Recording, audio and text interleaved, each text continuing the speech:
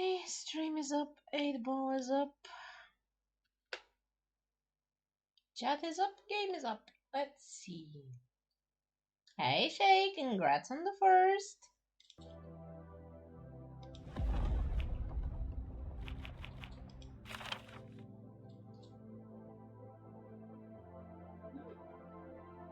Hey Balkan, welcome to the stream. Thanks for all the redeems. Petting the cat. Stretching. And stretching. Hydrating.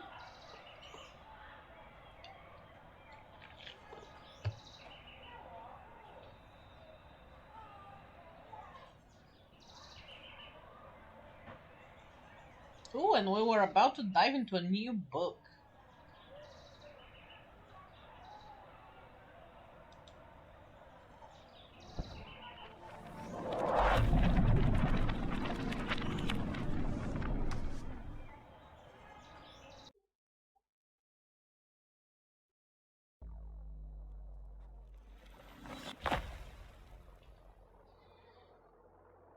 Ouch.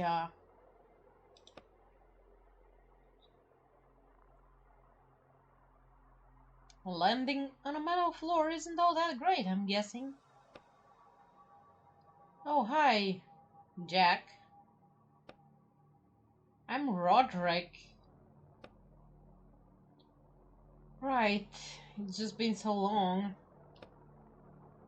It's been a week, hasn't it? Like usual? Well, there was a little setback with the client. Is that booze I smell?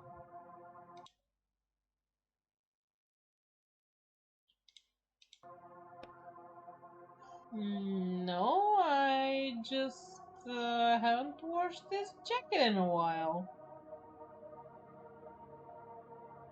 Goes pretty good actually, Shay. Had fun watching you today, though I was just lurking most of the time. Looking forward to tomorrow, though. And for tonight. But for tomorrow, a little bit more.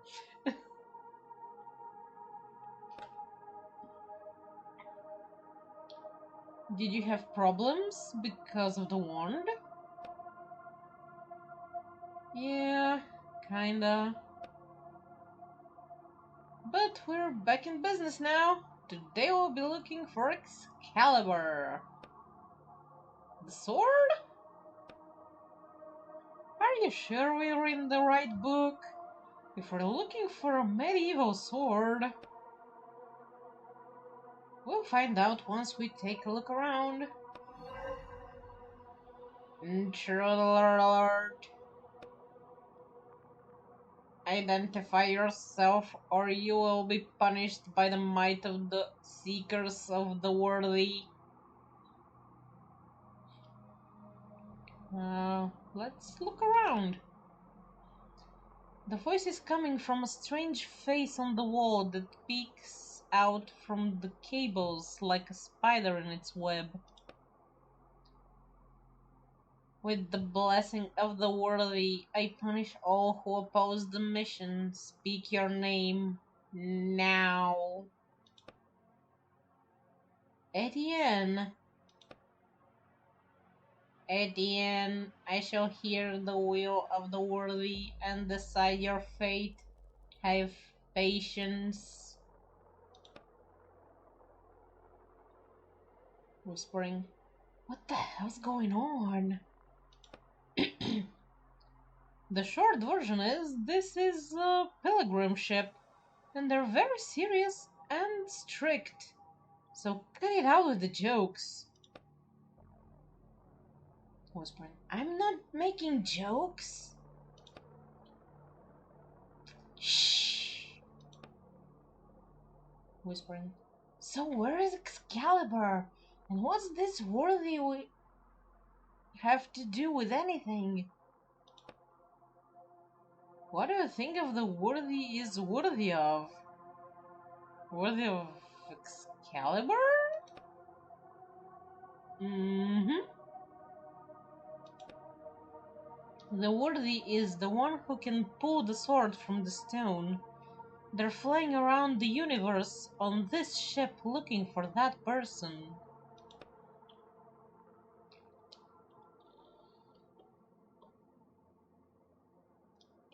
I remember there was an old legend or tale.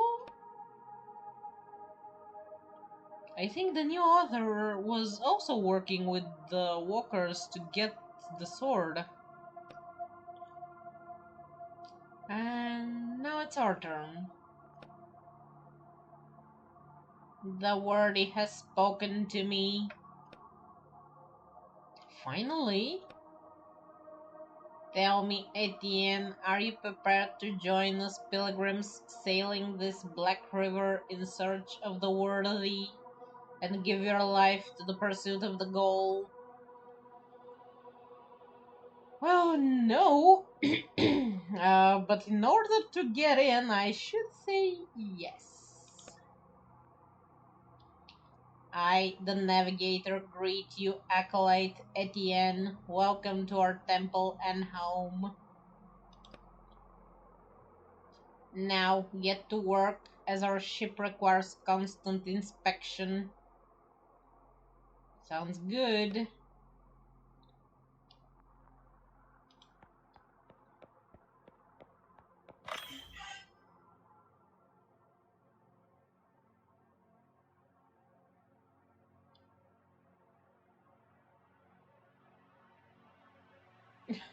Love came to watch books and got a coffee ad.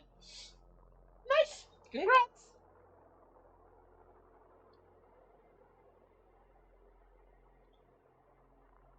Ooh, double ad! Thanks for that, revenue love!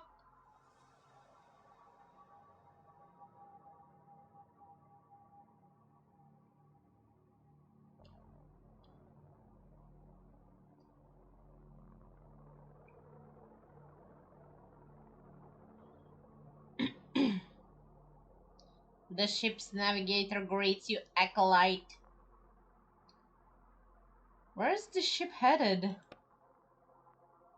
We're exploring the west reaches of the Black River in search of the worthy. Do you have any clues where they might be? The sacred sword will lead us to them. When we find the worthy, they will draw the sacred sword from the stone and guide our people to a brighter future.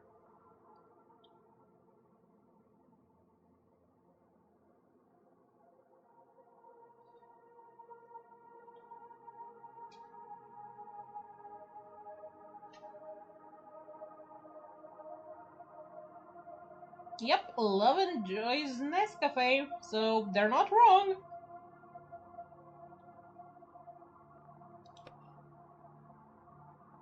So the worthy could be anyone, even me? Let me try to pull the sword. I know I'm the worthy you're looking for.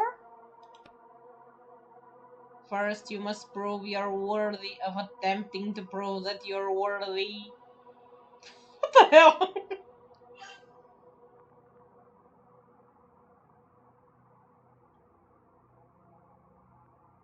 Shh, Shay, don't tell her that.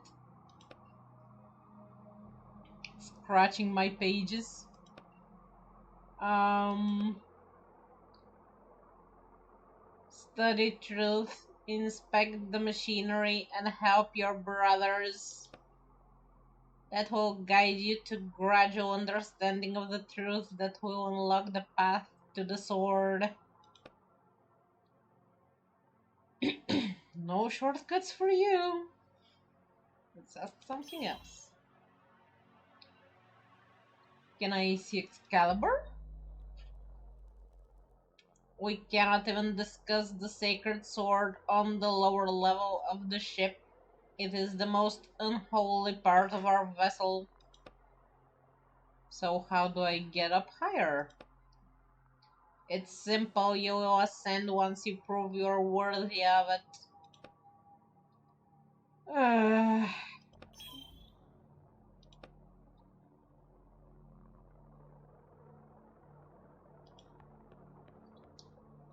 You see two sliding doors with a control panel on to the right of them. This looks like the elevator that connects the different ship decks. Wanna go up? Push the go button on the elevator. The panel beeps indignantly. Acolyte Etienne, step away from the ascension shaft. You must prove your faith through labor on this deck. Damn, guess we're stuck here at the bottom. I don't mind being a bottom.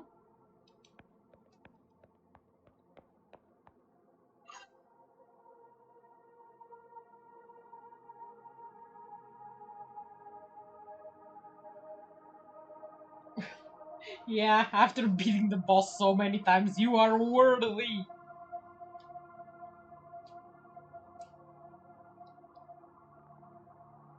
Oh man, this would have been great for 169.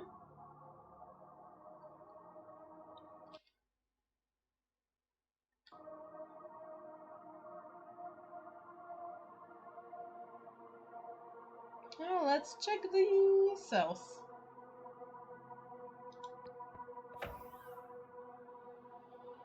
Just gotta say something sincere. I'll try. Okay, we have 4 different uh, emblems on top of the doors. The door is labeled Cell A. There is a slot for an access card next to it.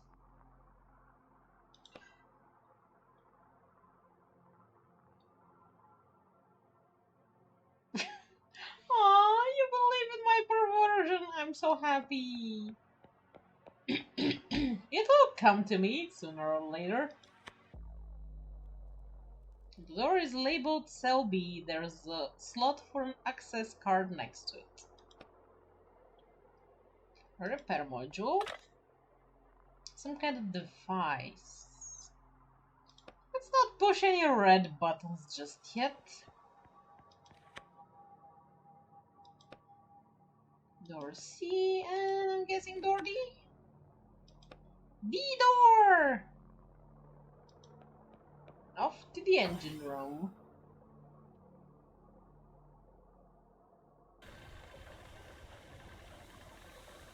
Oh, there's a person here. Very lovely looking steampunk engines. Kinda like the aesthetic here. Hang on, what's that sound? What sound? Watch out! Damn! Acolyte Samsa, begin repairs immediately in the name of the worthy.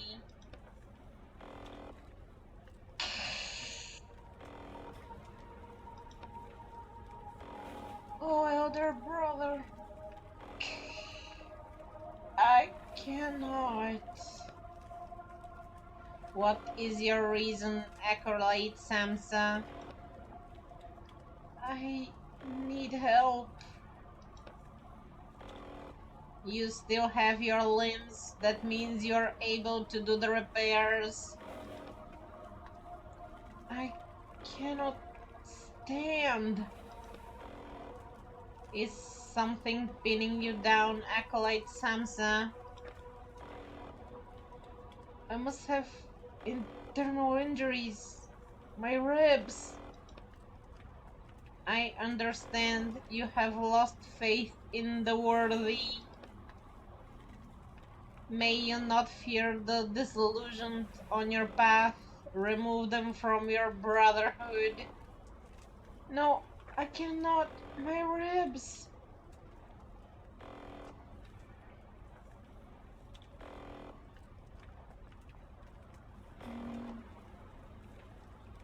Help the wounded acolyte. 2 steps bring you close to the wounded man. The acolyte's eyes are full of animalistic fear as he stares at the spot near the ceiling.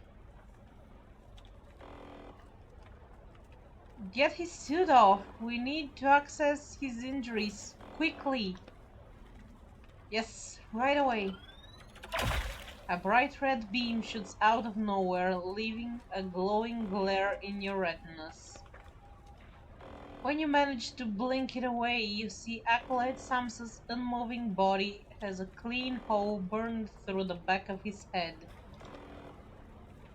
What the hell?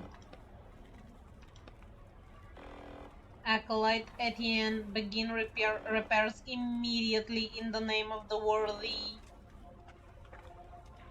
What was that? An acolyte who loses faith in the worthy and in our mission can no longer be part of the crew. You look at the panel by the ceiling that the beam came from, and your hands instinctively reach for the back of your head. Yeah, we should probably hurry with those repairs.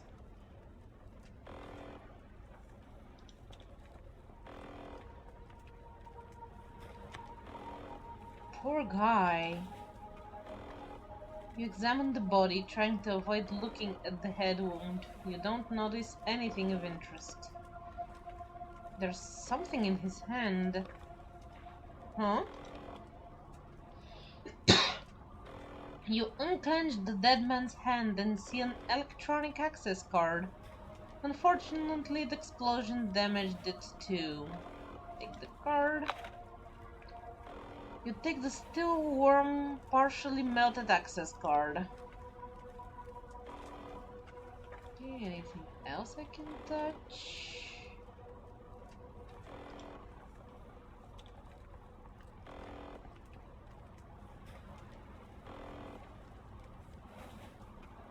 Backup engine. Why is all the equipment decorated with these patterns? Guess it's pretty?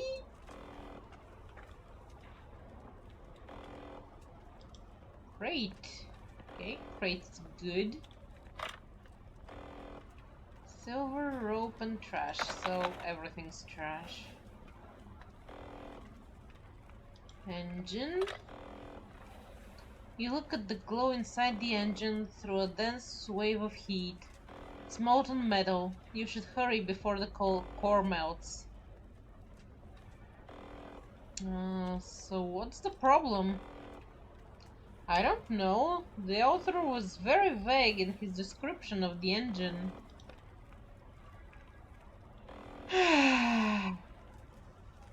Look inside. You lean forward and look into the engine's dark opening. Rubber hoses, metal pipes, pistons, and belts. Surprisingly, it all seems to be in a good shape. Everything inside looks intact. So why is it heating up so much? Use your hands? You reach for the closest moving part of... No! You don't reach for the moving part? You have non-moving parts to touch, what the hell? As soon as your hand touches the metal, you pull your fingers back sharply and step away. Damn, that's hot. Good, you would have lost your hand shoving it in the moving parts, you fucking idiot. Maybe it's supposed to be molten hot. It's a spaceship engine, right? Yeah, and that alarm is normal too, and these lights are flashing just for the fun of it. Acolyte Etienne, was it your hand that caused the engine temperature to increase? No, in the name of the worthy. It seems that the cooling system is out of order. Follow the lower hallway to the cooling center and try to determine the problem. It will be done. Before you fucking turn red and incinerate my ass.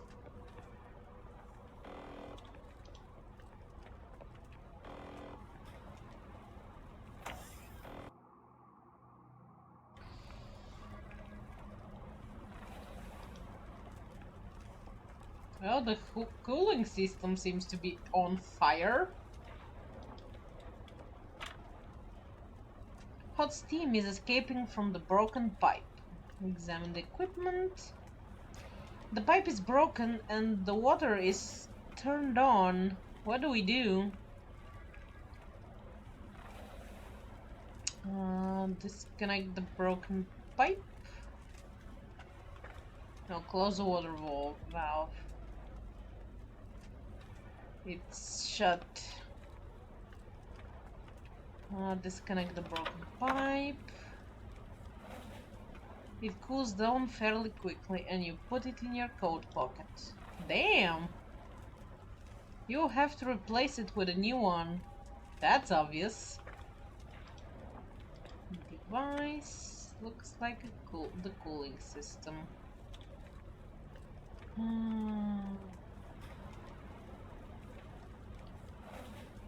Oh, container. Silver rope, paper and rope. Nothing useful, goddamn.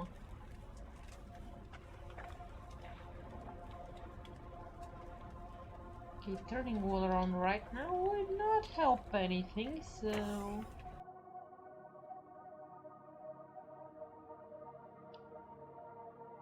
Do you have any pipes lying around? Guess not. Cables? Cables disappear into darkness.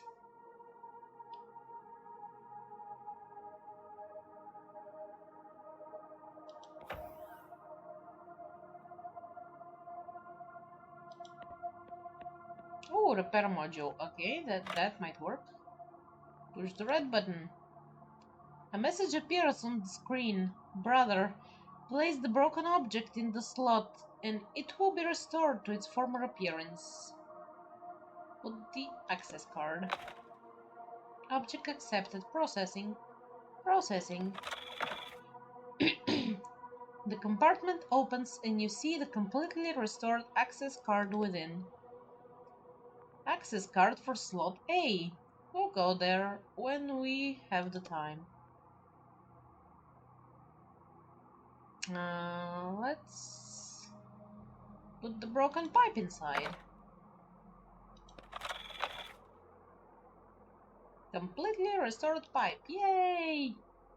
Whoa, it even recreated the rust on it. I guess that's how it looked before the explosion. Not bad.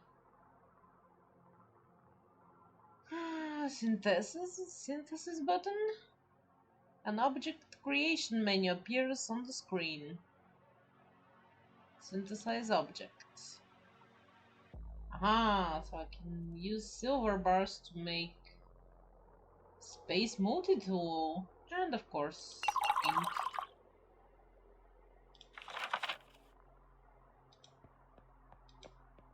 Let's not get killed right now.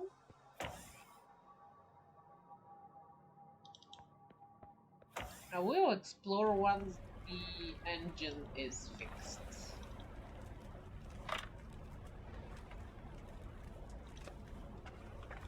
Connect the repaired pipe. Great, the pipe fits perfectly. Is that everything? Not quite. Check the equipment again. Maybe we're missing something. Well, we might open the water valve now that we have a working pipe. The water's flowing! It worked! Let's go take another look at the engine now. Phew! Okay, that looks better, because a moment ago it didn't when you said it worked, and I wasn't really ready to believe you. Okay, the cooling system's active.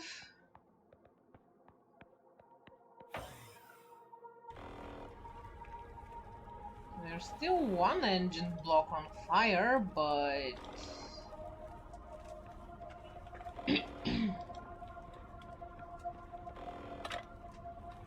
The cooling system is steadily pumping the ice mixture through the pipes. The engine isn't radiating heat like before. You can even touch the outer panels with your bare hand. We fixed the cooling system, but it looks like that wasn't enough. Maybe there's some kind of button we need to push. Look for a button? You inspect the device with an experienced eye, but you don't see anything that even looks like a control panel, button, lever, or ignition keyhole. Call the navigator. In the name of the worthy, I ask you to start the engine. It is not to me you should direct your prayers, Acolyte Etienne, but to the worthy. I'm just their servant.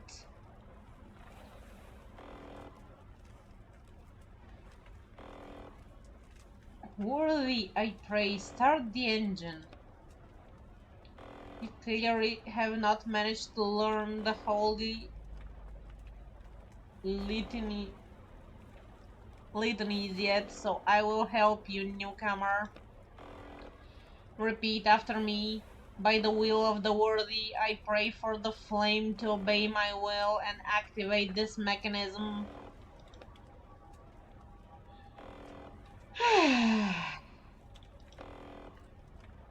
By the will of the worthy, I pray for the flame to obey my will and activate this mechanism.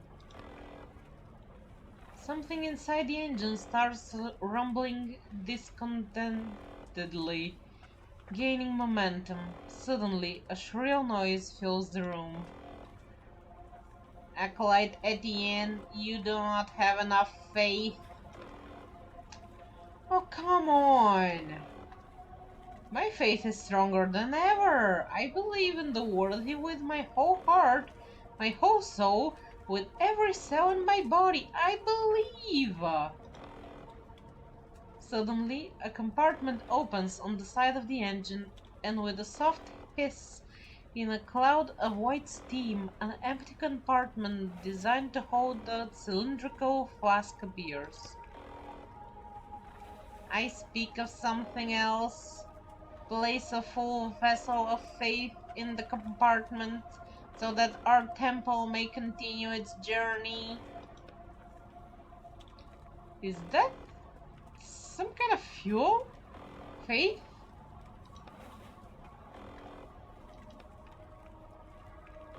Yeah, it's something like fuel around here. Let's go look around. Maybe we can find something to siphon some of this faith. Let's go. Okay, let's go to cell block A then.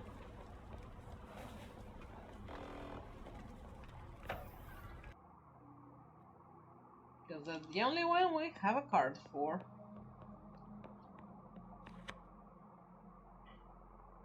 Use card A. Access granted.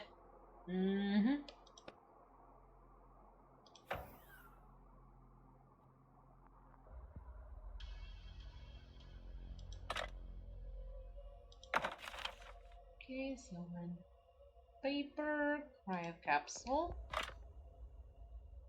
A woman is lying in the tightly closed capsule, eyes closed and lips rapidly and soundlessly moving as if she recites something. Examine the woman. The woman looks absolutely exhausted, which makes it hard to guess her age. She could be 40 or 18. Her outfit is an odd blend of medieval style and futuristic materials. Her hands are folded across her chest and she's holding something, but you can't see what it is. Some sort of amulet that looks like it could be a cross or a sword. Examine the capsule. The capsule is full of electronic equipment and tubes leading from the woman to a glass vessel that is slowly filling up with a glowing liquid. Examine the electronics. Among the unintelligible labels and symbols, you see only one you understand. Capsule temperature 24 degrees, manually set.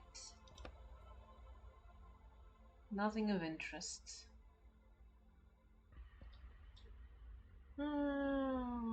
Examine the vessel.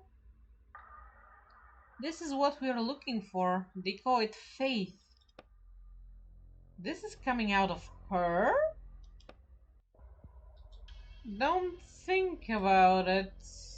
The vessel is almost full. You can take it. What will happen to her? He glanced at the woman behind the glass screen, who continues her silent recitation. She'll be okay. Remove the vessel of faith. You slowly pull the glass vessel of liquid out of the machine. The woman in the capsule pauses for a second. A new empty flask appears when the old one just was. The woman returns to her original state.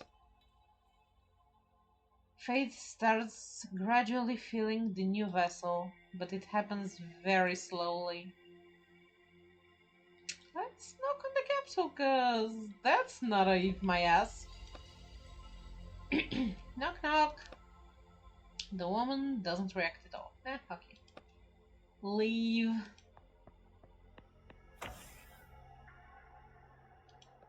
Let's see, do I have enough silver for a multi-tool? Oh, I do.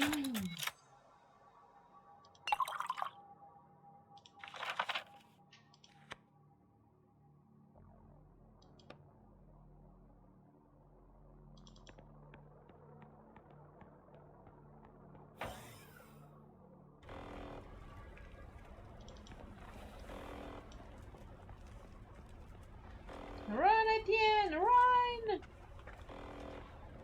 Now feed it some fuel. The cooled engine is patiently waiting for you. The compartment to hold the flask of faith is still open. Insert the flask of faith. The flask fits perfectly in the compartment. You push down a little harder and gently settles deeper into the machine. As soon as you take your hand out, a thick round hatch cover slides over the compartment.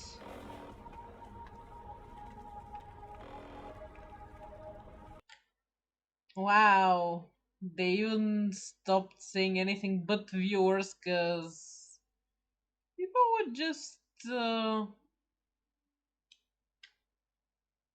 not ban this word. I have some sentences that I've banned, but not a single word. Let's see.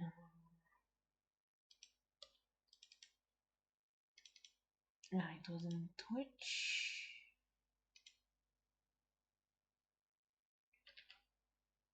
Found myself a new word to ban though.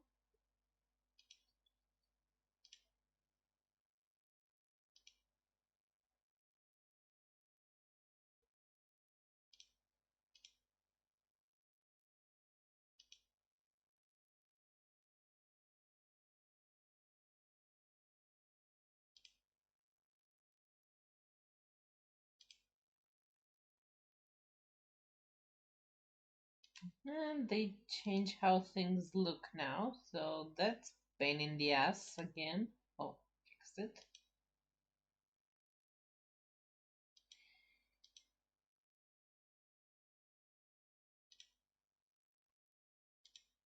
There's moderation. Settings.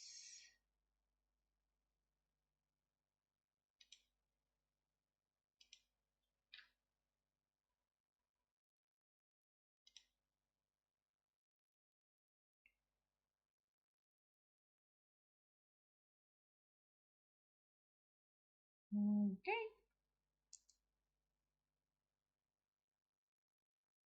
Found myself a new word to ban.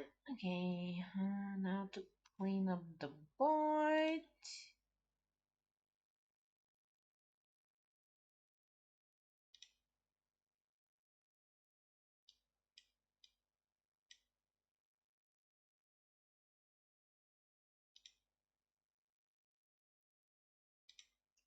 Port. Bots. What?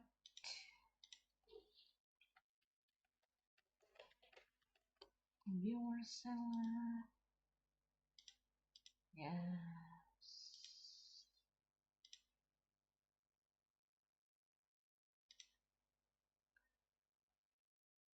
And then, there we go. It took a while.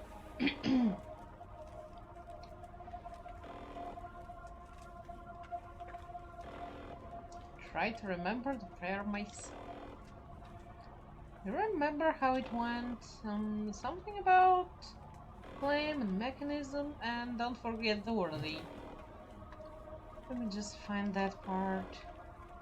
By the will of the worthy, I pray for the flame to obey my will and activate this mechanism. Sigh.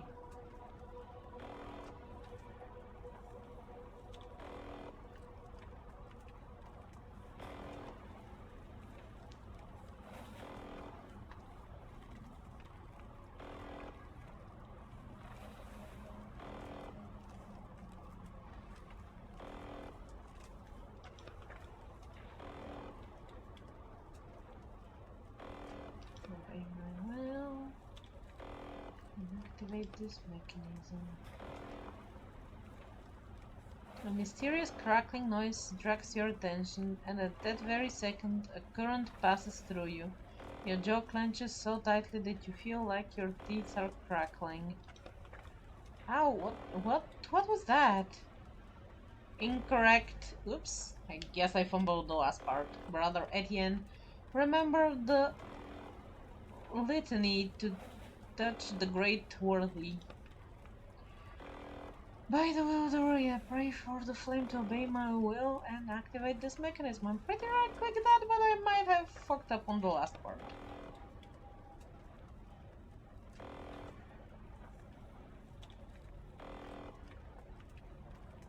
I ask for the flame. Nope. Ow. I pray for the flame, yes, okay. Pray for the flames to obey my will. Oh, I pressed activism instead of mechanism. Oh my god. And activate this mechanism. A roar starts building inside the engine, but then suddenly bursts out. The pistons start moving, and steady hum fills the engine room.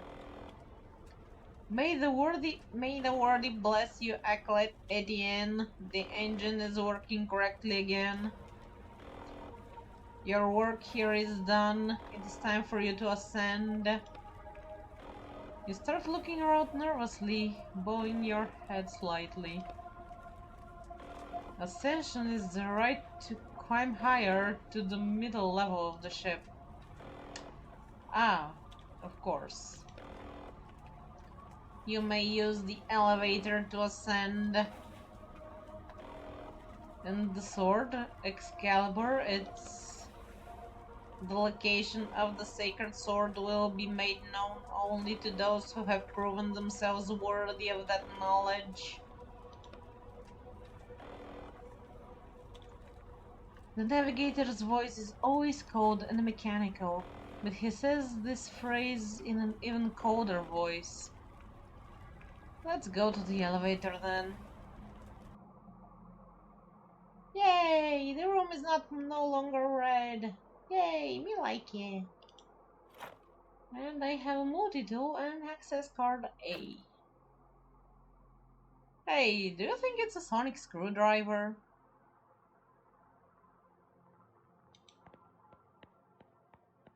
Guess we can't do anything for the dead engineer.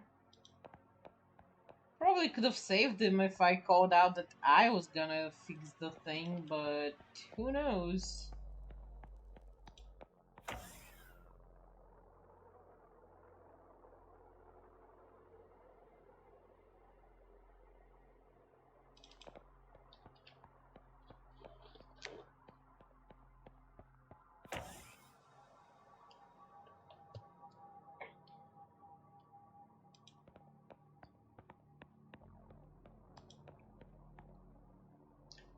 Do you wish to ascend to the middle level, brother? Yep.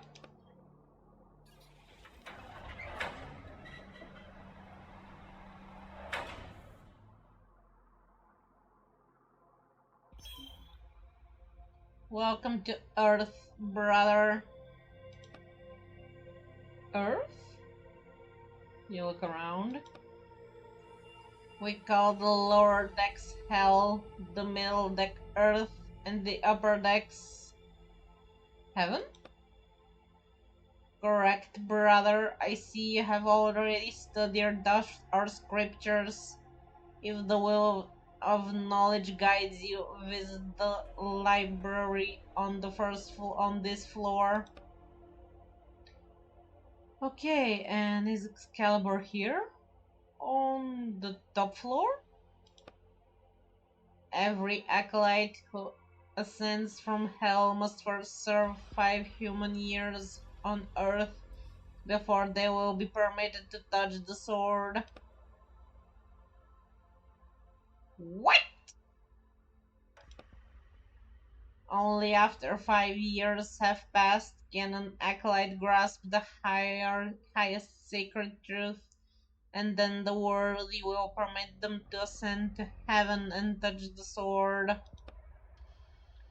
Begin your service. Your 5-year countdown has begun. So what am I supposed to do? How should I serve? Study truth, inspect the machinery, and help your brothers. Only routine will guide you to gradual understanding of the truth. You should look around and figure out a better plan than mopping floors for 5 years. Okay, there's a fire extinguisher that we can take. That's always good. The library seems totally dirty. There's an access card on the floor. Did someone drop this? It's for cell B.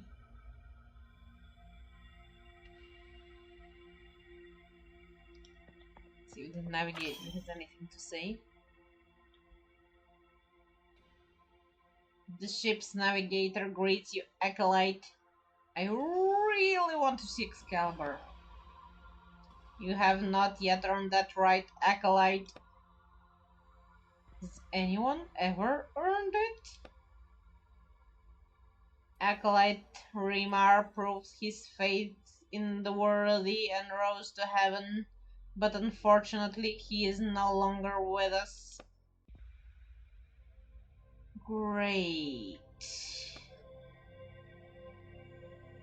I want to check the library. It looks saucy and scary with all the crime. Oh my god, there's a fire. There's damage here too. I guess the engine must have really flared up. You should hurry. If the fire spreads to the library, all the scriptures could be ruined. Use the fire extinguisher. Well, good thing I grabbed it on the way. God damn.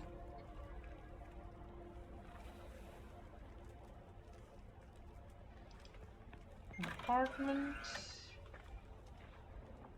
Oh. This hatch won't open. That one's on fire. The capsule is stuck, but you see a twisted chunk of metal keeping it from opening. If only you had some kind of tool. Use the multi-tool. You find something on the multi-tool that kinda looks like a screwdriver and use it as a lever to move the piece of metal. Lift the capsule.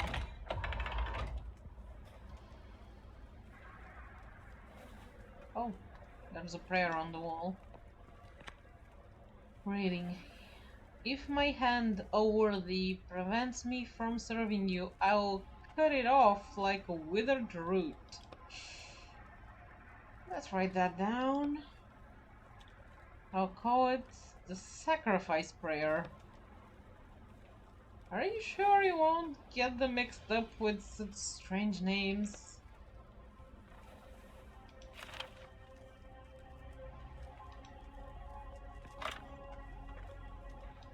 Also has damn book and papers. To hear the words of the past, recite the voice prayer. To lower the righteous sword, recite the sacrifice prayer. To alter the electronic river's current, recite the spirit prayer. Believer's note. Okay.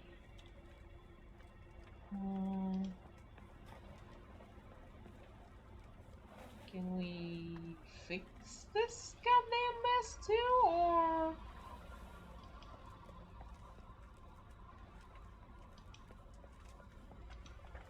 I guess we can head to B to see if there's anything there I can use. Or tell this thing that's on fire. Maybe that will help anything?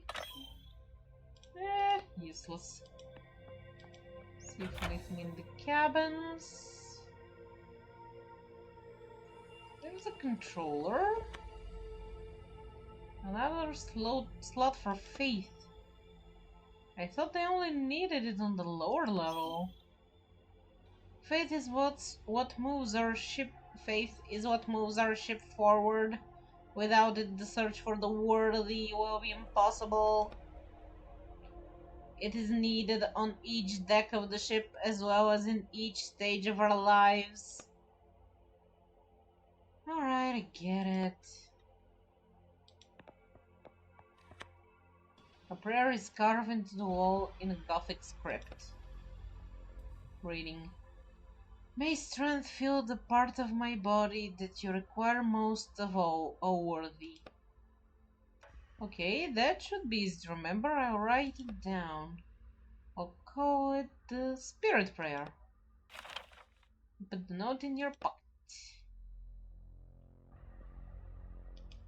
Armory. Yay! Locked, insufficient energy. Kitchen locked.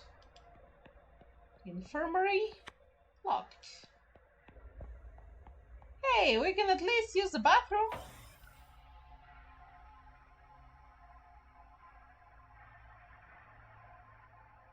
Toilets. You don't have to go right now. Okay, that's good to know. Oh, there's another fire extinguisher. Let's see. Maybe another access card. In the shower. For compartment C. Okay. I'm starting to think we're the only living person on this ship right now. I regret not saving the poor engineer.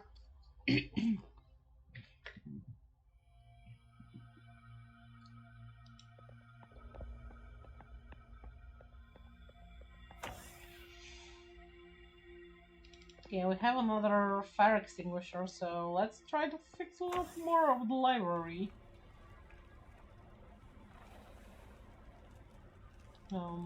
Yes? No? Maybe?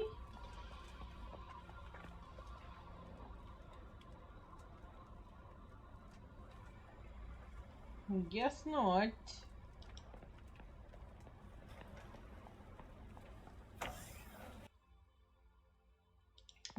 Let's see the round table then.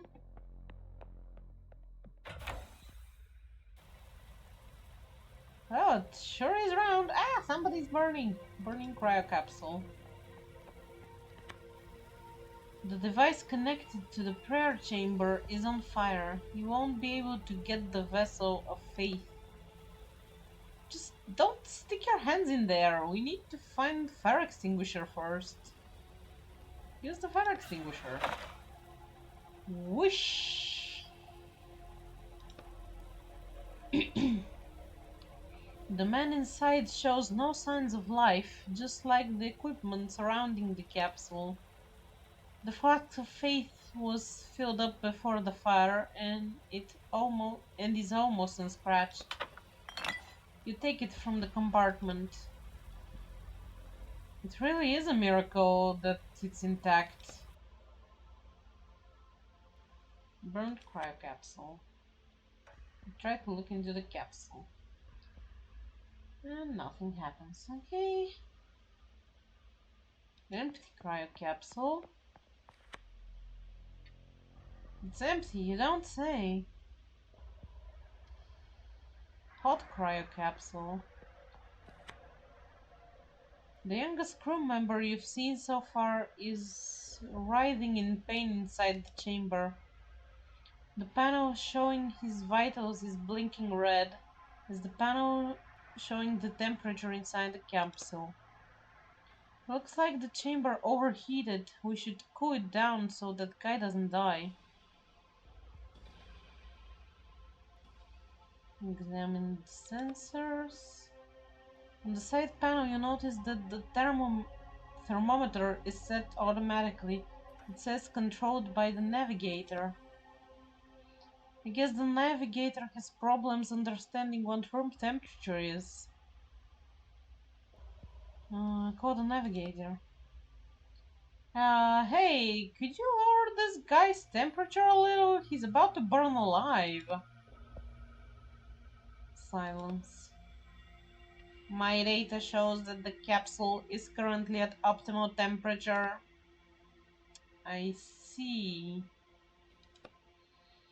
Not taking the thing yet. Capsule. An elderly woman. She's dead. The flask of faith that usually holds faith is empty.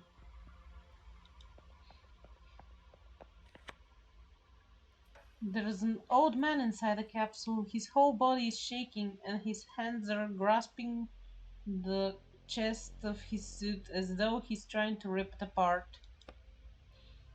There is a phrase flashing on that panel. Heart failure, stabilizer injection required. His flask of faith is filled to the brim.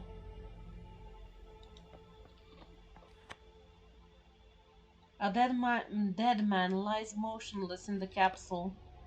The flask of faith next to the capsule is completely empty. Looks like the crew started to lose faith in their mission. After so many years of fruitless wandering, I'm not surprised. In Wales! Hi! Welcome everybody! How was your stream? How are you guys doing?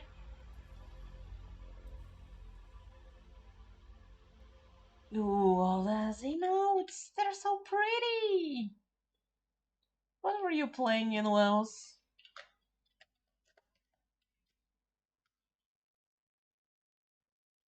Fallout 76, nice! You're having a lot of fun with Fallout, aren't you?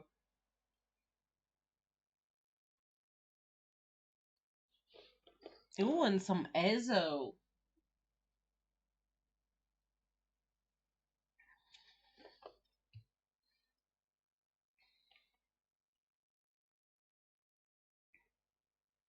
I'm glad. It's amazing when people have fun with the games they're playing.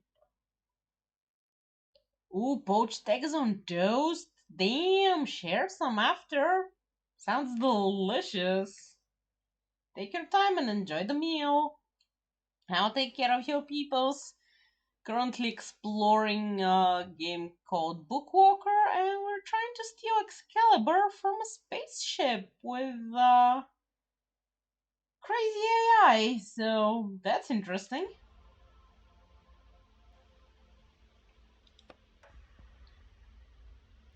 Alright, let's move on. Wait a second. Look what he's holding. You open the capsule, and as steam escapes, you can see that the dead man's hands are grasping a tape reel. Take the reel. We should listen and see what's on there. I agree. And the last capsule? A middle-aged man, the file that usually holds faith is empty. And the round table. Does one of them happen to be? No, these swords belong to the ship's crew. Excalibur isn't here. It's supposed to be sticking out of a stone, remember? Oh, right. Okay, let's see if we can use the dead man's face to fix the cabins. Insert flask. Fits perfectly. You must say a prayer, speak your request to the worthy.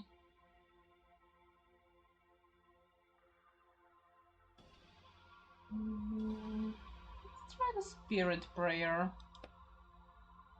The worthy has heard your prayer. I will give you their answer soon. So the worthy only talks to you? Why can't I hear the answer straight from them?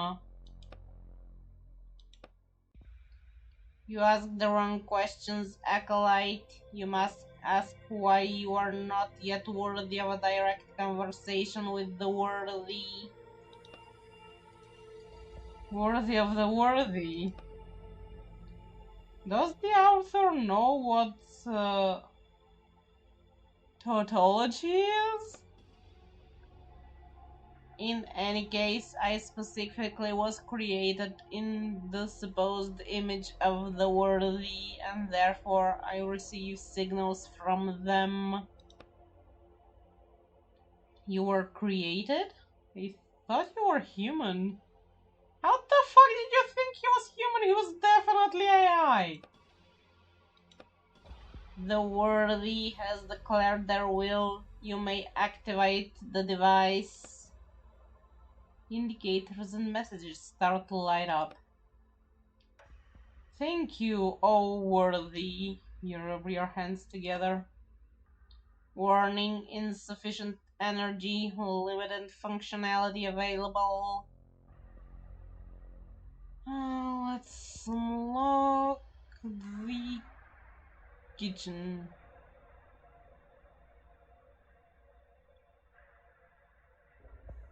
Yeah, let's start with the kitchen. The kitchen compartment is receiving the required amount of energy. Access granted. Great. Hopefully I can get some ice for that poor guy. Oh, that looks like it has a lot of ice. Table with bread and apple, yay! I haven't had any healing items yet, so that's good. The shelves have a bottle.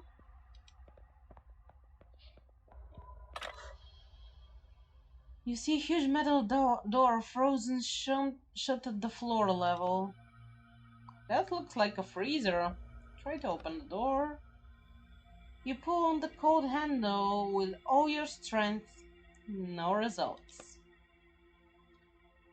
Yeah, that's not going to work. But there's a knife somewhere in the kitchen. A knife? Are you joking? You'd need a sledgehammer and a chisel to break this ice. Or an ice pick. Sure, there must be an ice pick around here, right? For all that space ice climbing they do. It doesn't have to be an actual ice pick, but there must be some kind of similar tool here. I don't see anything in the text. Maybe you should ask your neighbor. I think my neighbors all hate me now, but I'll try.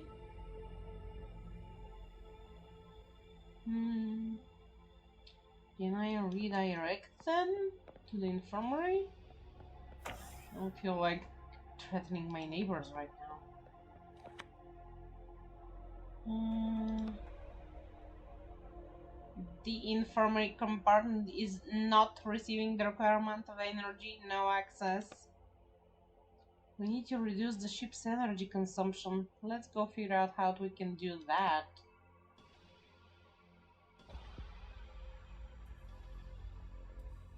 Study the figures. These are the energy usage statistics. It looks like the navigator requires almost 70% of the total energy. Him needing so much is forcing them to fly slower than they had originally planned. I guess he's just that important or self-important.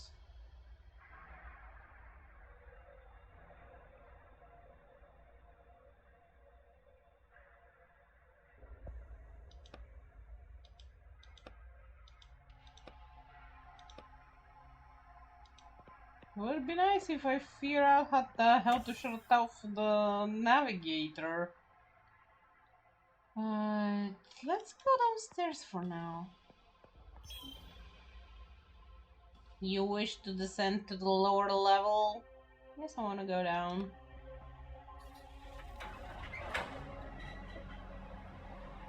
I have 2 more access cards that I want to try.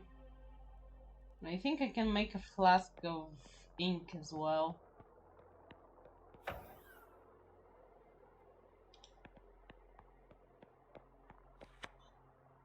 Use card B. Unknown error, access denied. Damn.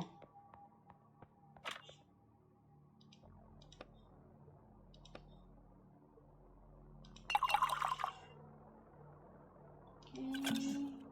Craft successful. How about this door? Use card C. Access granted. That's good. Logbox with trash in it. Floor? It's completely empty. I don't think anyone's lived in here. Yeah, looks more like storage.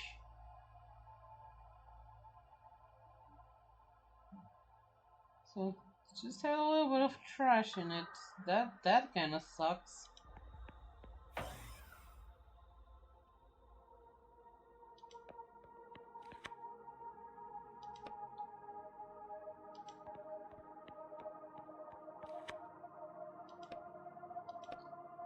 And it definitely refuses to let me play in the B compartment.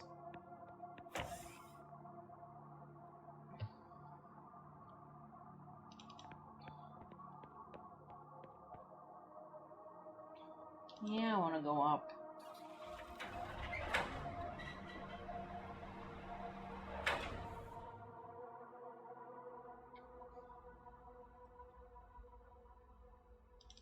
Can I take extra power then?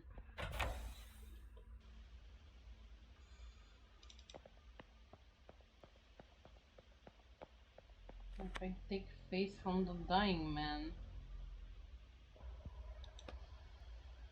A familiar compartment holds the flask full of faith. You try to take it, but the flask is stuck tight. What kind of monster are you? The guy inside's clearly dying and you're only interested in the flask? Alright, I just wanted to check. Let's go find his medicine. Okay, I guess I won't get any faith unless I save those guys. And I need faith to save them, so I guess I'll have to wake up and look for an ice pick in the real world.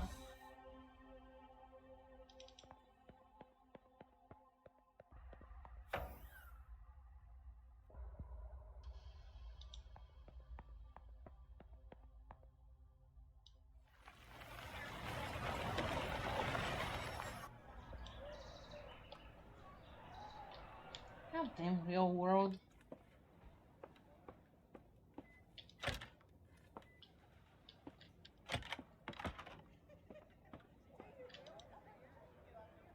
Knock on the door.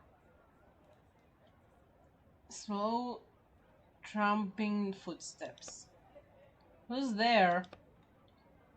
Etienne. Who? Etienne, your neighbor. I see. I'm looking for a pickaxe. Do you happen to have one? A pickaxe? What the hell is going on in your apartment? Renovations. More renovations? And where's my sledgehammer anyway? And my shovel. They're fine. I'm knocking down a wall and your sledgehammer got stuck in it. I borrowed your shovel to dig it out, but then the shovel got stuck too. Who the hell would believe this nonsense? What kind of goddamn wall are you digging? You're on the second floor of the building. Holy hell. I think a pickaxe is just what I need to fix this. Muttering, what an idiot. Let me go look. Holy shit, dude, what do you have in your house?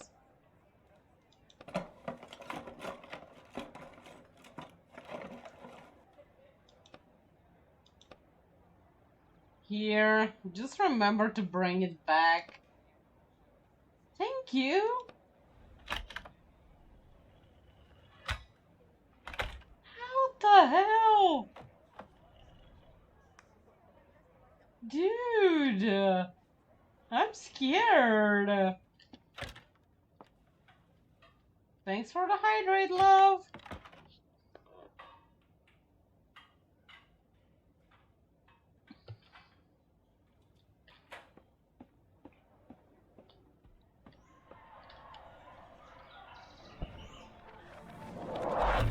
Let's dive right back in. Yay, happy tails. Use the pickaxe. Raise the pickaxe over your head. Okay, here goes. Break the ice. Hey, you're supposed to break the ice, not the door. Well, we got an ice block. The ice is broken, blah blah blah, too quick. Large ice block. Ice, that might come in handy. What for?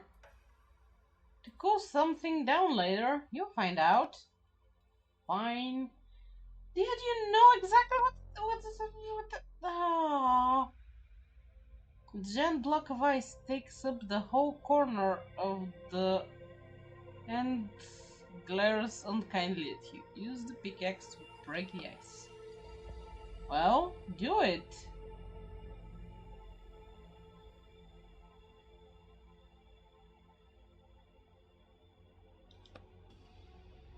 You swing gently, and the sharp point of the pickaxe digs into the ice, leaving the tiniest notch.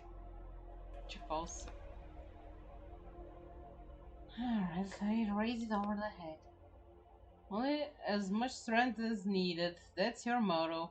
When a measured swing, you raise the pick over your head and drop onto the ice block. A thin crack appears along the edge, and a large chunk of ice falls on the floor with a crash.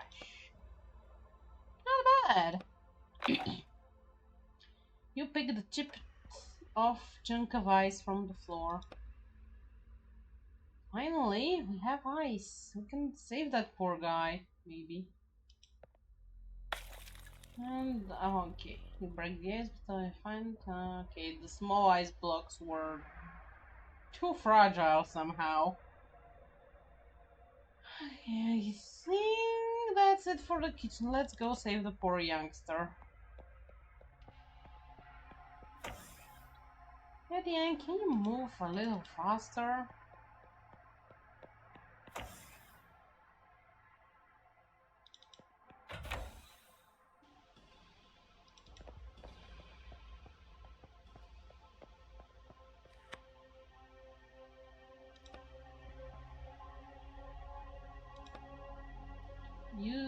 ice to cool the chamber down.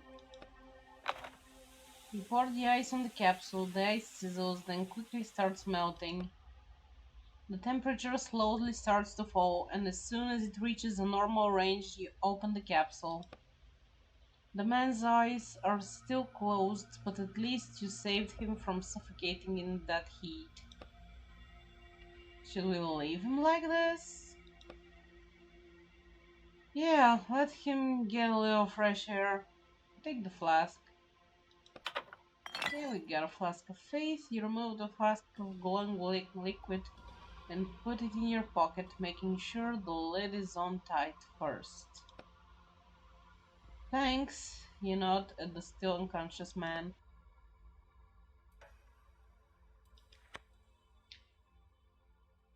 Okay, he's alive and well now, and we lowered the faith income from that one as well. We can use it to unlock the infirmary.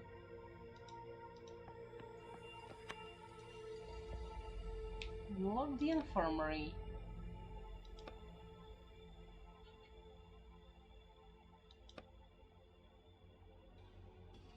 Um,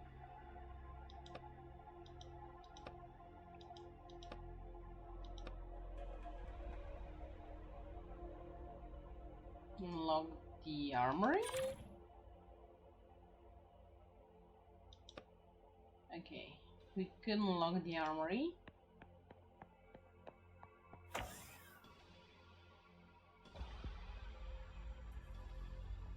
Whoa, that's a sexy cannon. On the side of the massive cannon, you see a control panel. Examine it. The panel is inside a decorative metal frame with floral motif. How does it turn on? Maybe it runs on faith too? You look under the panel and see a familiar empty compartment designed to fit a flask of faith. Muttering, damn it, fine. Touch it. Your finger slowly reaches towards the velvety-looking black surface of the control panel screen. Are you sure that's a good idea? The tip of your finger slides across the screen. For the first second, it seems like nothing is happening, but in the next second, a substantial static shock runs through your finger. Ow! As soon as you pull your finger away, a message appears on the screen. Insufficient faith. Of course.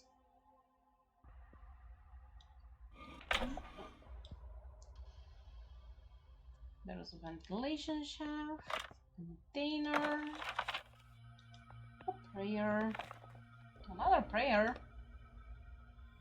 Reading, and the voices of their disciples will resound along the Black River, from shore to shore, from source to mouth. Let's write that down. I'll call it the voice prayer. You put the note in your pocket.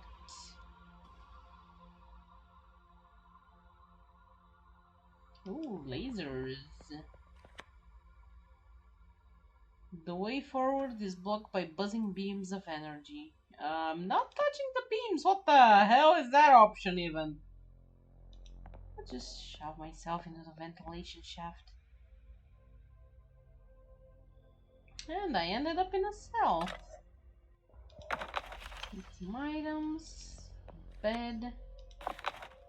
More food. I'm getting worried with all the food, but then again we have to kill the AI. Documents. Part of a note.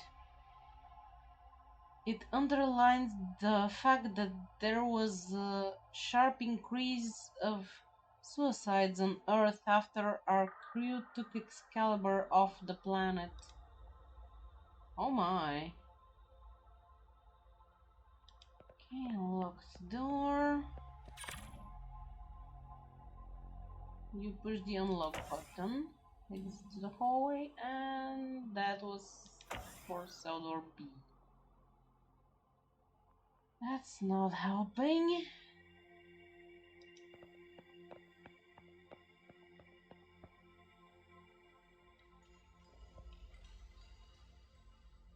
What could I even shoot at with the cannon? I don't want to waste it.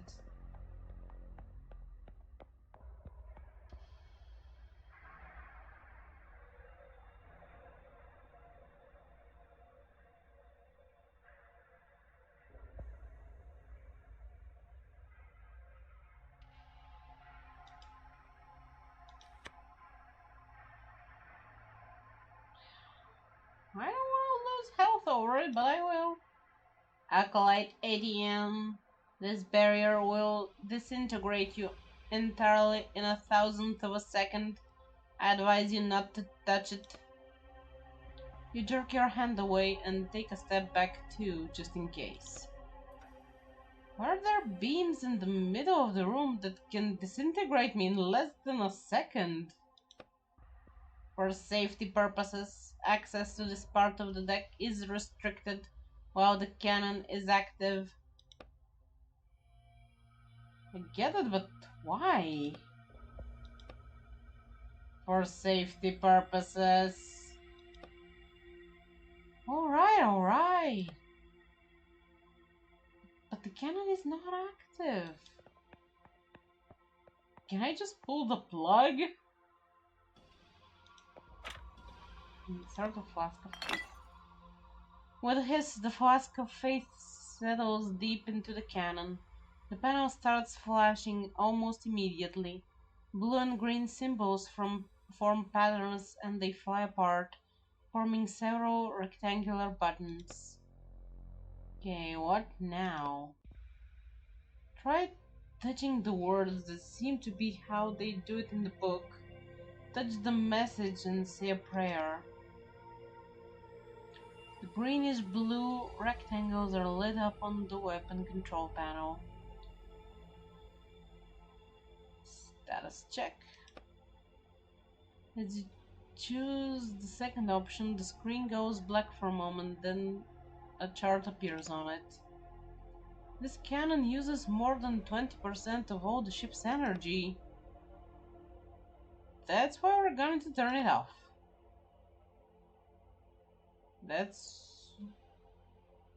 What's that number mean?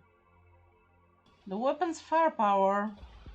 If it's to be believed, this weapon can destroy planets. A shiver runs down your body. We should turn it off quickly. We need energy. Set target. As you choose the first option, you see the buttons transform into a complex grid with several moving dots on it. Just don't shoot anyone! Have everything under control. I don't want to touch it anymore. I'm afraid I'm gonna shoot it and we're gonna lose energy, so deactivate. As you choose the third option, you see a huge message that covers the whole screen. Prayer required. Okay, go ahead. Which one should I say? It's hard to tell. I'll look for something about the weapon or energy. The words "sing a prayer" are flashing incessantly across the screen. Have to sing? Prayers must be sung, however, we are currently in our 453rd day mourning period for Acolyte Rimar. The mourning period includes a ban on singing. I see. Ah, fuck. Use the sacrifice prayer. If my hand unworthy prevents me from serving you, I will cut it off like a withered root. You hear a hiss, and the control panel goes dark. The cannon has been deactivated. See? It wasn't that hard. Yeah, true. Yes. Grab the access card. Check the crate. The container on the shelf attracts your attention. Is it just me, or does it seem like there's something valuable in there? Should I check the text? It will only take me 10 minutes. Do it myself. The container on the shelf is locked tightly. Use multi-tool. Okay, I need a lockpick or something. Let me see. You examine the multi-tool, looking for something that will help you. But you accidentally hit something that causes a red laser beam to shoot out from it. Whoa! Blinking, you see that the lock on the container has melted open. How did you do that? What the heck did I push? You try examining the multi-tool from all sides, but you can't find anything that looks like a laser. Oh, fine. Open the crate, take the bottle. Okay, now we can slither in the ventilation shaft. Yes, good.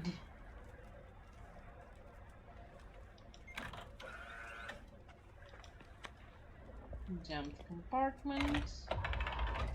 Ooh, working compartment with another reel. This won't open. Oh, this opened and it actually looks nicer than the rest. Because if somebody already took the audio reel. Audio playback device. To activate the playback device, insert faith into the compartment on the panel, brother. Off with your faith containers.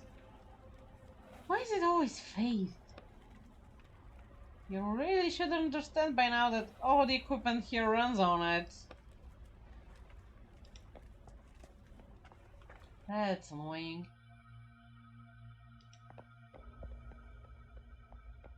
Can I reactivate it? Deactivate it until a better time. Okay, fine, whatever.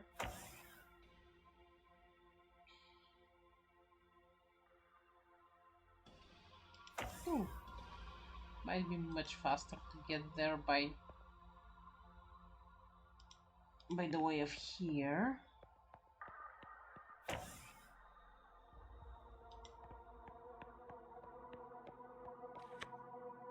Use card D. Access granted.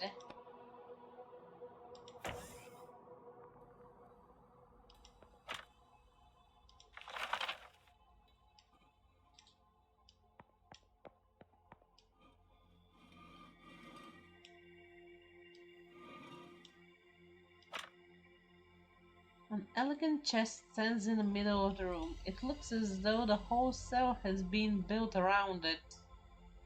Use the multi-tool. A red light starts glowing on the device. Another one, exactly identical, lights up on the chest. You bring the multi-tool close to the chest and it opens on its own. How convenient. What's inside? A medkit. Oh, that's good. A ring and coins. Is the medkit a plot device? Hopefully it is. No, it's a healing item for me. Oh my god, now I'm super scared what I'm gonna fight on this place.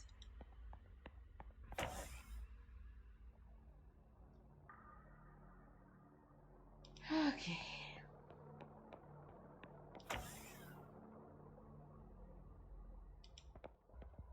Why is the vent shaft suddenly yellow?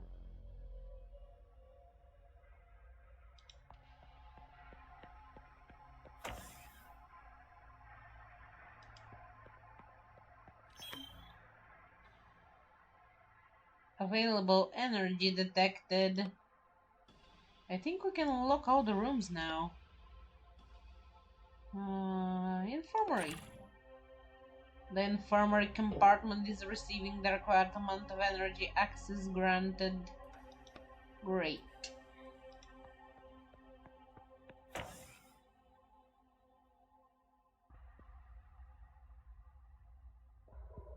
Equipment.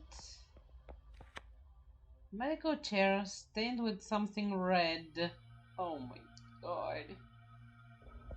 Container. Near the wall is a locked container labeled medicine. Try to open it. Try to pull the lid open, but the lock is holding tightly shut. Multi-tool. You find a long probe on the multi-tool that you might be able to use as a lockpick. As soon as you insert it into the lock, something clicks and the lock opens on its own. It picked the lock itself? You look at the device proudly. Another med kit? Why did I choose them on this place? I'm scared. You're standing in front of a huge shelving unit. The control panel next to it is illuminated. The first thing you notice is 3 blue numbers in the middle of the screen. Touch the first. Beep.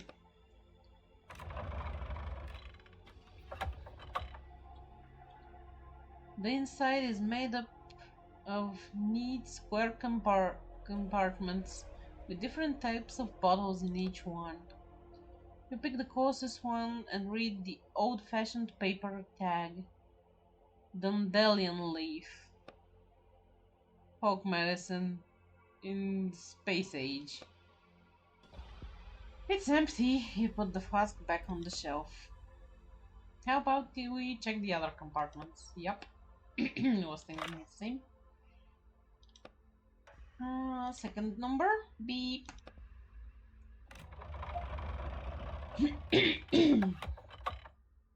In the middle of the shelf you see a gilded box with an ornate inscription. Relics of the great martyr Raymar. A melted audio reel is lying next to it. Take the reel. You take the melted reel. In its current state you won't be able to listen to it. Examine the reel. There's something written here, but it's hard to read.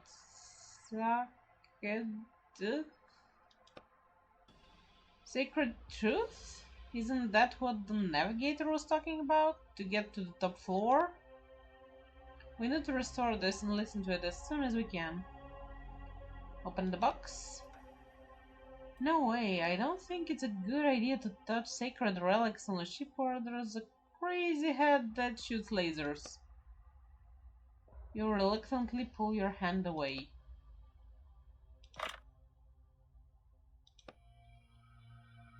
The third number!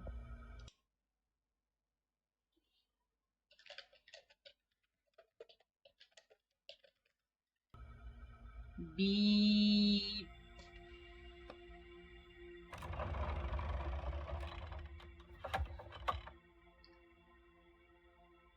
Dozens of mean-looking metal syringes stare up at you from under their glass caps. They're each filled with the greenish liquid. The label on the inner wall reads stabilizer. I don't know how to inject people. You're lucky I'm a doctor, thinking, but actually I guess you're not that lucky since I don't have hands here. Oh, you remember something new about yourself? Yeah? Anyway, I'd feel more confident if it was some kind of spray or gel. Looks like you'll have to learn a new skill today. Fantastic. You carefully lift one of the caps and take a syringe. It cools your skin and feels comfortably in your hand. Let's go back to the old man in the capsule. Let's go. Okay, pretty sure I looted everything that there was here.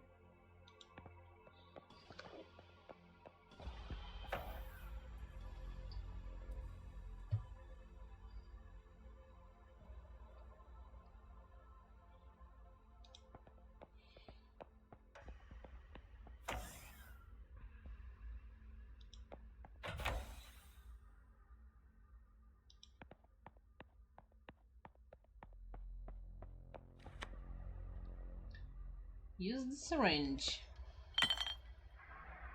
You have the syringe and you're all ready to save the old man. Inject him quickly.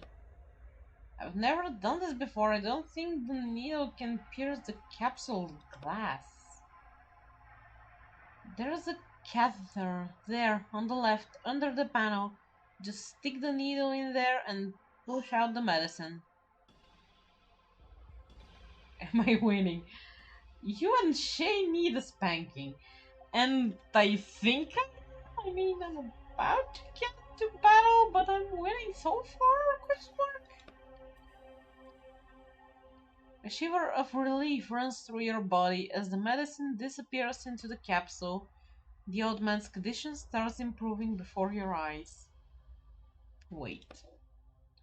You cross your arms over your chest and wait. The old man's convulsions gradually stop. His breathing evens out, and his fingers stop tearing at his clothes.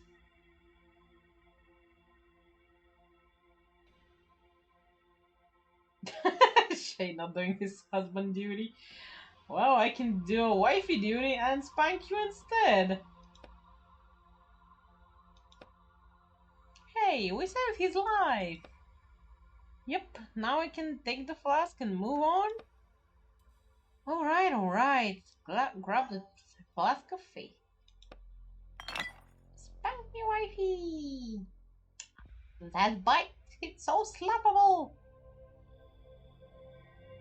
Sighs in relief. We did well. Yes, we did well this time. Only a little bit worried because of the 2 huge healing medkits that I got. They're huge.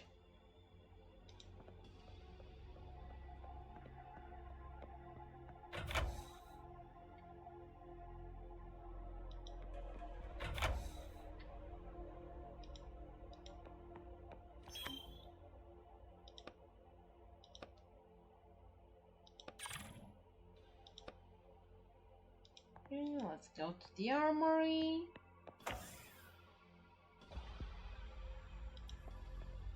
To the lower level.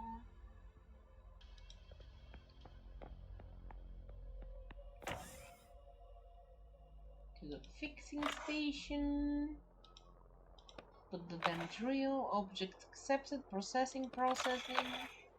The compartment opens and you see the completely restored audio reel within. Great, now we can listen to it on the player in the library. And synthesis, extract all the ink, holy ink, craft 20 items. Okay, now I have a lot of ink and a lot of health. I'm ready for battle.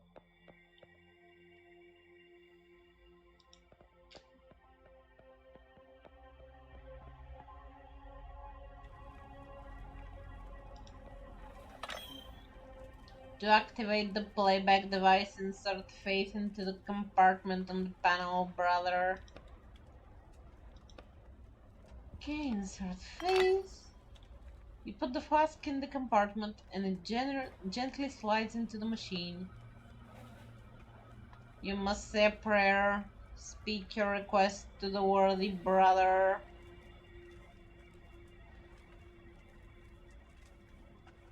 Oh, voice prayer sounds good.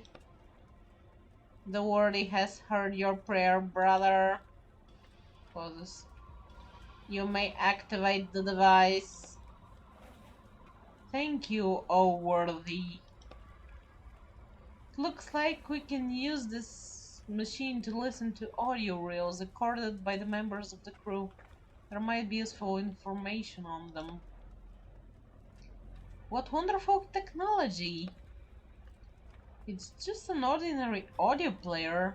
Wasn't there anything like that in your book? No, although considering where we are now, nothing should surprise me. You're looking at the audio playback device. The control panel is to the left of the reel slot to the right. Insert the Insert reel number 1. Processing. You hear an old woman's voice coming from the crackling speaker. I remember reading an article criticizing our mission even before we set off. I want to record the author's thoughts before I forget. He wrote about how the sword, which he blasphemously called a hunk of metal stuck in stone, led to the idea of dividing us into the worthy and unworthy. Gradually, people who understood that their chances of being found unworthy were extremely high found ways to avoid the rest, coming up with crazier and crazier excuses to keep from being stigmatized as unworthy. This hunk of metal, which allegedly got stuck because of shifting stone slabs, caused a general acceleration in the development of interplanetary travel, which eventually led to our departure. However, some things, sometimes even I begin to wonder. The recording cuts off. Let's see what the hell is bringing me in the middle of the night. Anyway. Oh, okay, that's okay.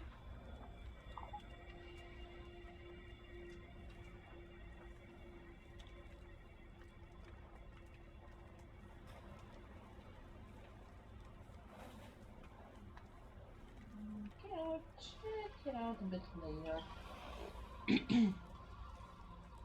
Insert reel number 2. Processing. Warning, the material you are about to listen to was recorded on Earth, and we consider it to be against our faith and our mission. You hear a middle-aged man voice coming from the crackling speaker. In my attempts to analyze the influence of faith on our technology, in light of recent events, I came upon an interesting detail.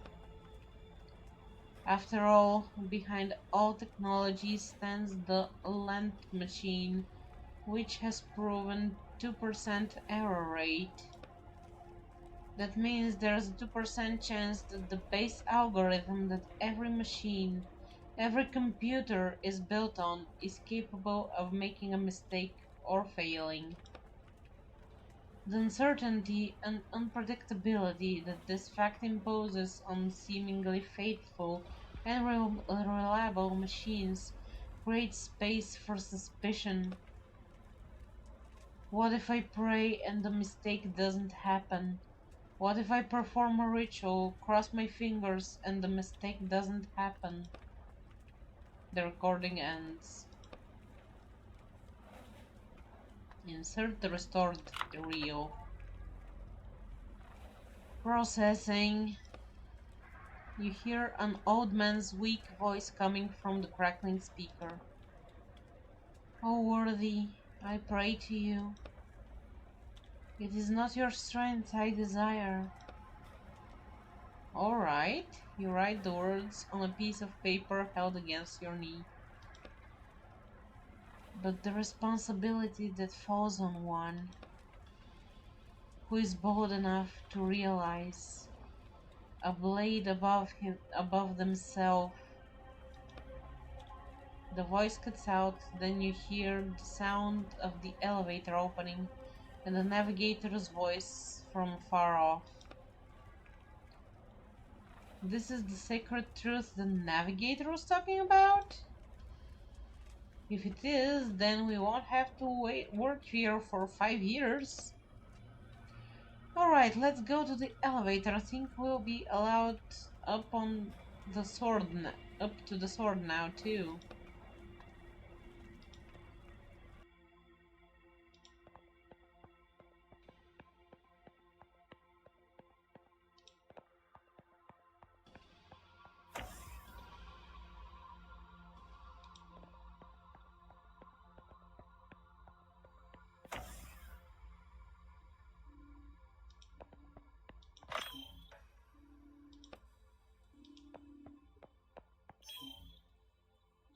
You wish to descend to the lower level? I believe I have grasped the sacred truth. I'm listening, acolyte. You clear your throat, glancing surreptitiously at the paper in your hand. O worthy, it is not your strength I desire, but the responsibility that falls on one who is bold enough to raise a blade above themselves. That is indeed the sacred truth. It must be understood by those who desire to touch the sword and be declared worthy. I am amazed that you are able to grasp it in such a short time. Well, I am prepared to uplift you. Are you sure you're ready? Nothing left undone here? Yup, I'm pretty sure I touched everything. I'm done with everything. I'm ready. Let's get the sword. Uplift me. It shall be done.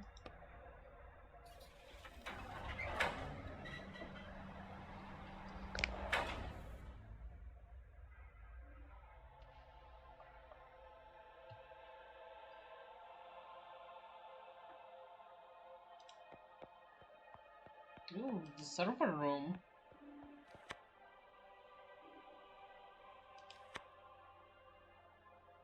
The door is locked with a sign that says the Supreme Navigator. Sauce.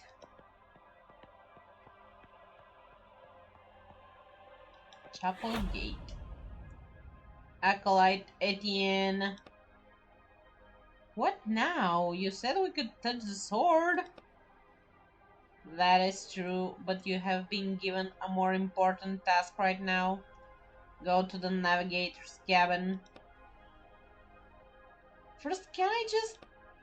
You notice a panel sliding back on the wall to reveal a weapon hidden behind it. That looks familiar. Automatically touch the back of your head. I'm going.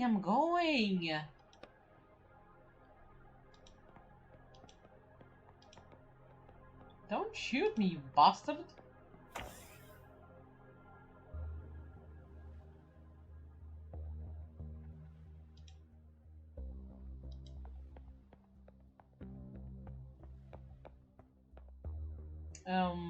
Navigator?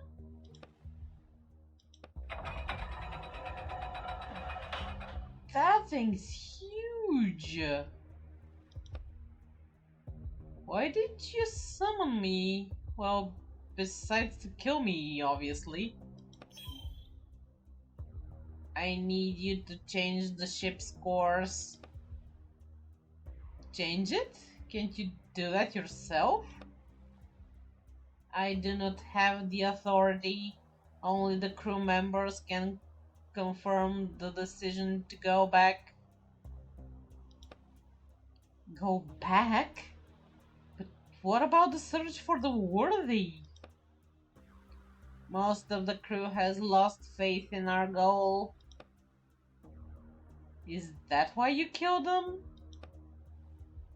I simply made several harsh decisions based on purely economical reasons to reserve food and oxygen for the more useful crew members.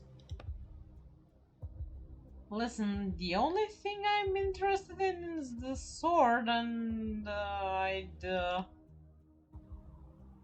permit you to touch it if you confirm our course change.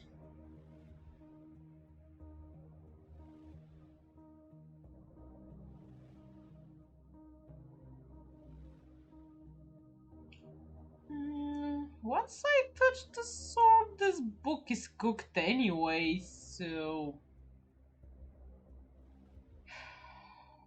But this guy is definitely crazy.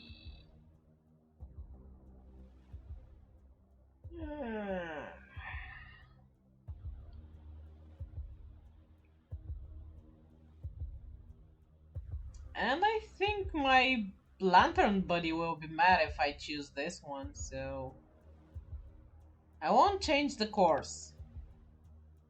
Then I'm afraid you are no longer needed for our mission. We'll see about that. You roll up your sleeves.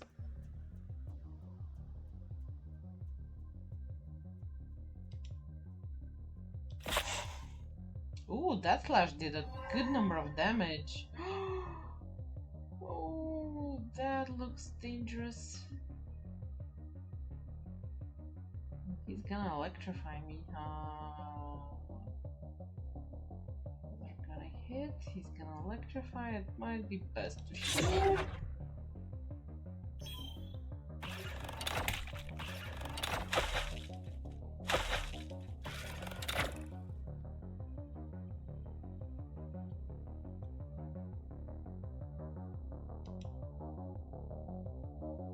Slash at the big guy.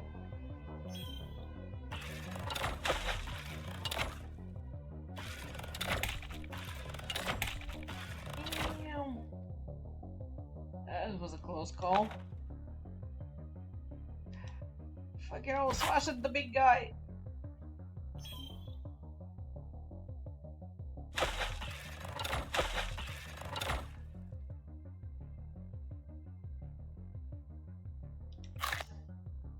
Slash at the big guy.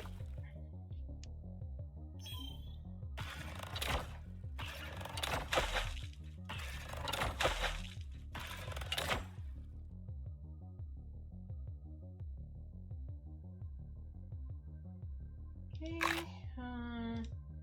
finish him.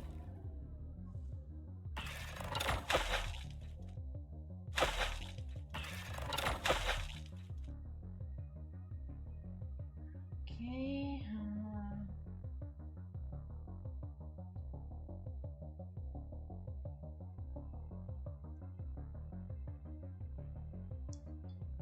see, apple,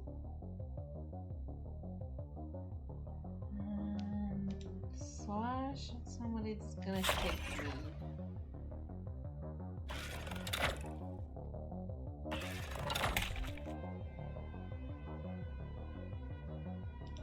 Ink and shield.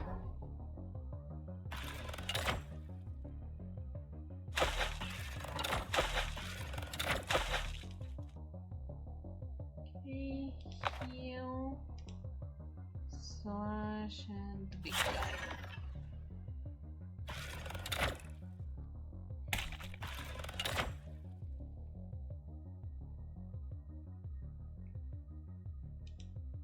Slash.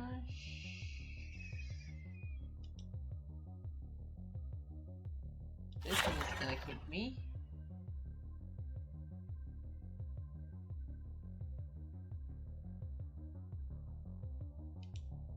Slash.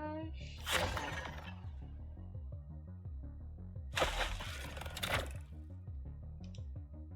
Slash that one.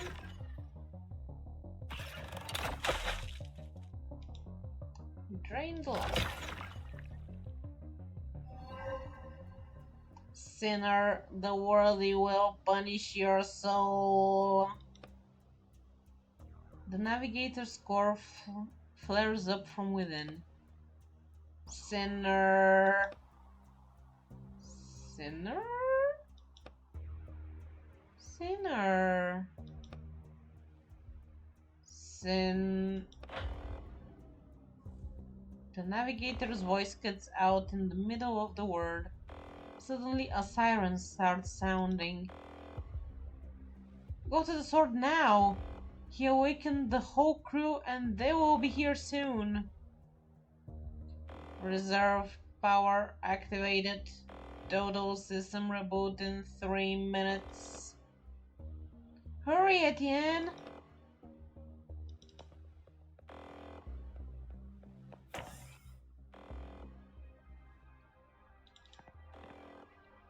Warning, sinner on the upper deck. He's Already back up? No time to waste thinking about that. Head for the sword.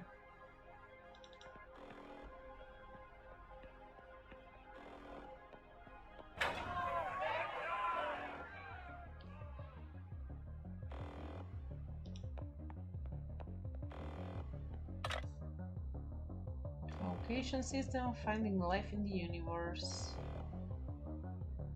Oh, I'm not seeing anything but the sword that I can touch, so... Touch the sword!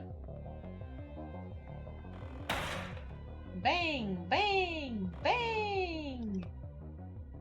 They'll break through any minute!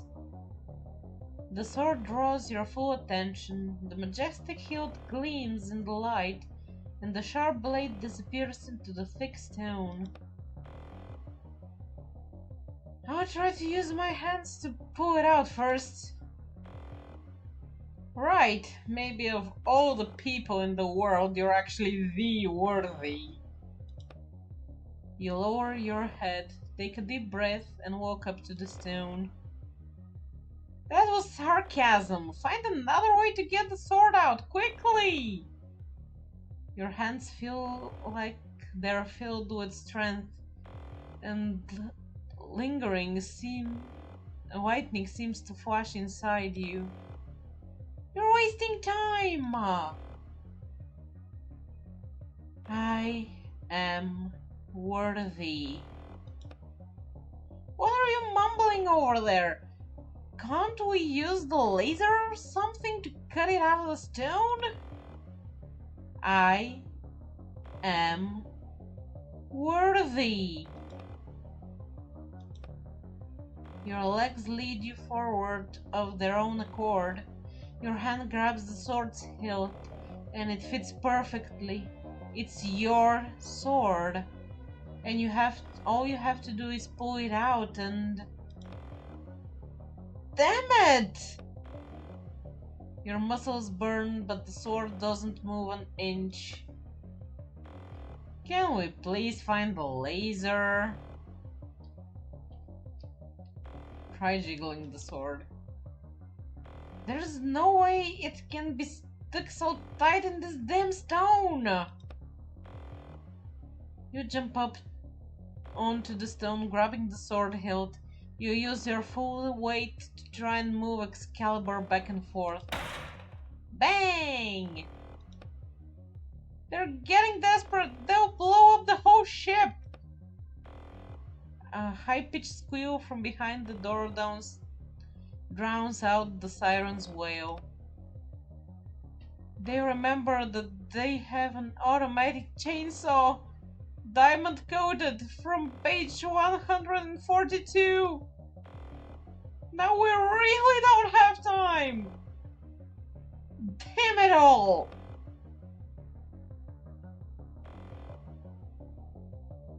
Glaring at the stone, you fumble around in your pockets. I don't think a rag would help. Or the metal parts. Use a fucking pickaxe. The pickaxe glints in your hand. You wind up and strike the edge of the stone. A big, ragged chunk falls onto the floor with a crash. That's kind of unfair, but pretty efficient.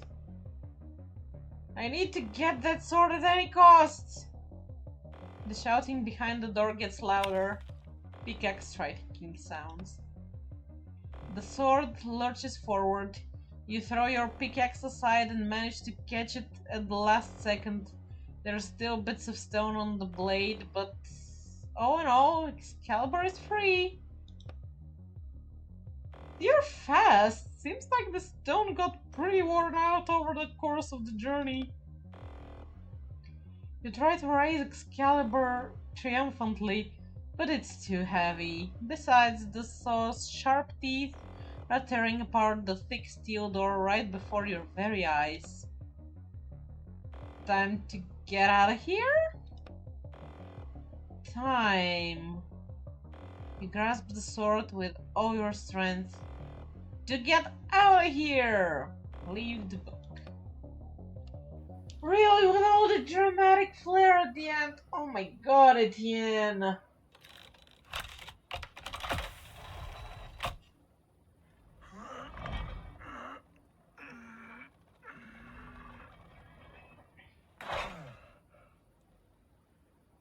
Up, the sword is still kinda in the stone, so good job.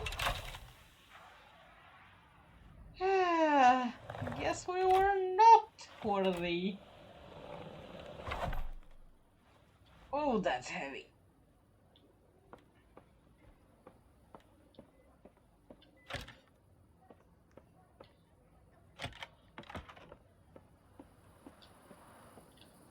And I think I threw away the pickaxe, so... Yay. Did you get the item? Yeah, I got your item.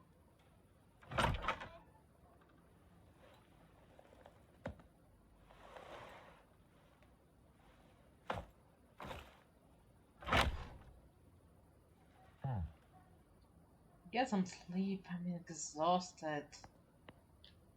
I'm curious of this place again.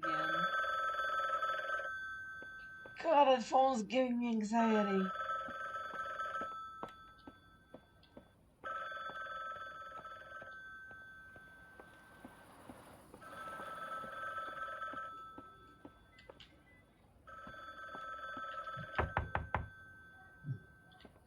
See, I'm trying to return your shit, you just don't let me.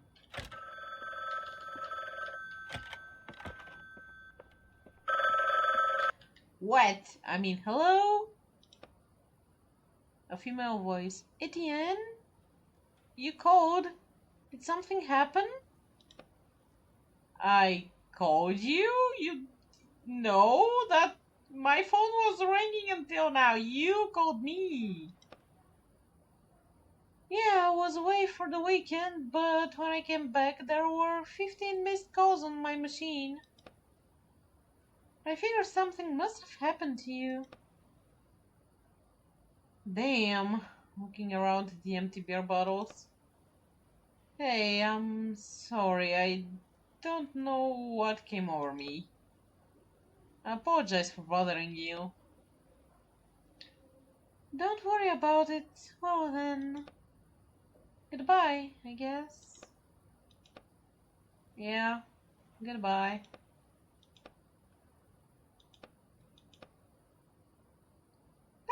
That's how a phone call should...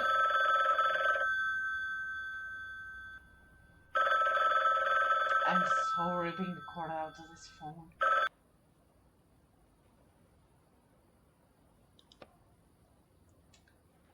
The order has been accepted. You may go. There was no envelope. What envelope? You know, the one with the money inside that you usually give me after... Last time you ruined an order that cost me 600,000 pounds sterling. How much? And you think I'm going to pay you for that? Think of it as a compensation for my loss.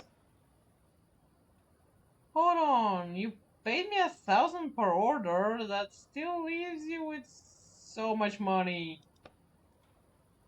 That's all I have to say. Oh. Yeah, me too. Oh.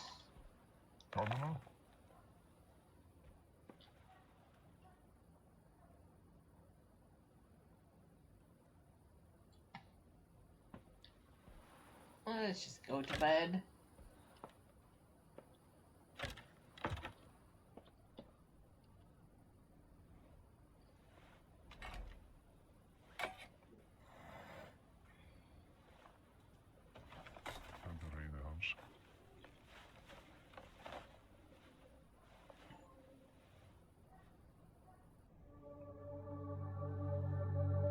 A week later.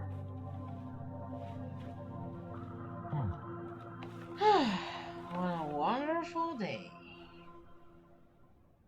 At least we've cleaned up the beer bottles and I think we have a new wallpaper. Oh, fuck you, phone. Okay, there's definitely new shelving and curtains. Hey, we have curtains! Oh my god, we have privacy! We're not using it, but we can use it if we want to. Oh, there's a... not as spacious as expected. Why do you need so many pots? The fuck are we planting now? Oh, we have a flower! At least something worked. Oh, more curtains, more privacy!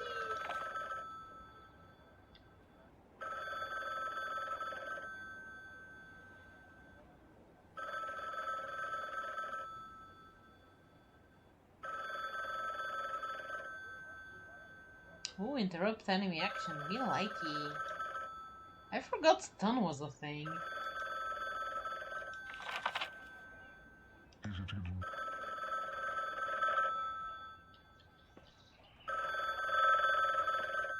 Okay, I've taken a pottery apparently. Ah, that smells wonderful. Okay, we have more desks and more shelving units, more lights. Shut up. Exploring my own house now. New book announcement. The battle will be this battle will be the last. Ulrich the Giant and Gaston the Decapitator finally meet on the battlefield. Each one has total faith in his victory, and each one possesses a mighty artifact. Can Excalibur take on the Hammer of Thor? Oh, okay. You will find out for yourself in the latest book from the author behind the bestsellers Sweeping Strike and Sweeping Strike 2. Tiggs off. Off? Okay. And may these heroes strike to win. Oh my god. Oh lord, can they come up with a better story for these items? I know, right? Okay, I see the bathroom's getting worse, not better. Shut up, phone, I'm exploring now. New note. Mr. Quest, I would like to congratulate you on your purchase of an apartment. You were not the best of renters and were constantly late with payments. However, when you told me you were prepared to purchase the entire apartment, I was overjoyed. I'm delighted that you have a new source of income since, as far as I understand, you no longer write for a living. It seems you made the right choice. I wish you good luck. Mr. Ascot Brimendo? Brimendo. Okay. So I bought my own apartment. Go me. Holy, how much pottery and planting am I doing? Neighbor, you want your stuff? Why is your door sounding weird? Kids are quiet, there's a bunch of flowers. How's the kitchen? I don't think the renovations did anything.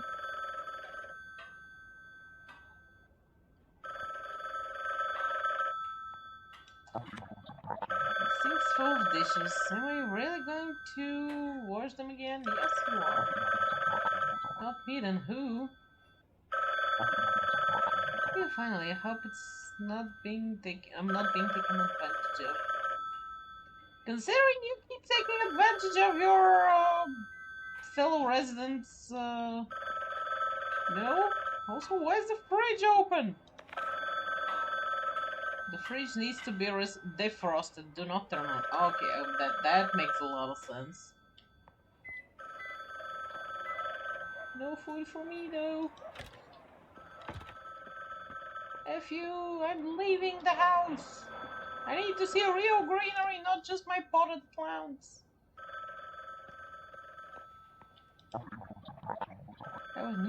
Have new neighbors moved in already? Yeah, why not? Because one guy died?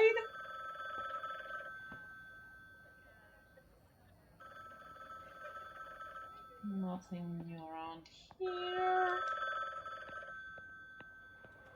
Fine, I'll speak to the goddamn phone.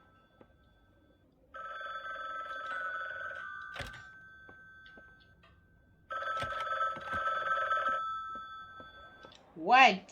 I mean, hello? There's a job. I'm ready. Anything else? No. The order's at your door. He sure is strange today.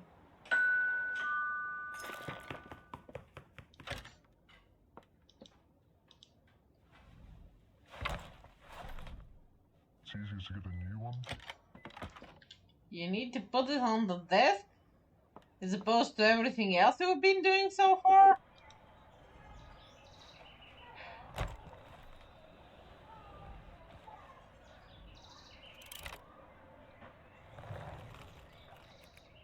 Ooh.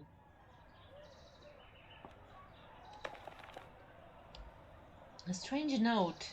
The contractor agrees to infiltrate Timeless Mansion by Helena Roberty and extract the item, the cursed clock. The client agrees to pay the negotiated sum upon fulfillment of the contract. An excerpt from a review. Fresh and original as always. Nowadays there really aren't enough authors who are this original and can also release new books so fast.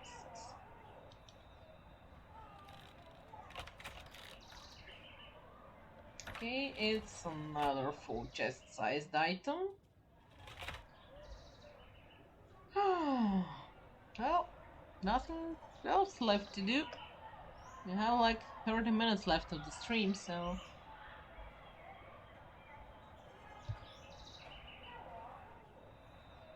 in we go.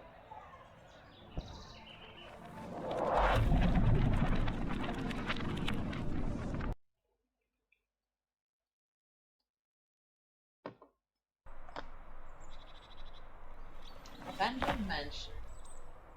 Oof. Finally I landed on something soft. Yeah, dirt and mud maybe? Ahem. Maybe too soft? Ew! You examine your souls. So, how did it go? I think successfully nabbing Excalibur really redeemed me in the client's eyes. So now you get easier jobs? No more killer robots threatening us? Have you looked around in the book we just landed in? Sure, no robots, but no killer, it's not guaranteed. I hope so. We're supposed to find a clock of some sort.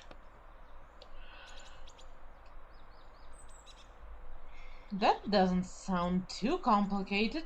Ready to get started? Let's go.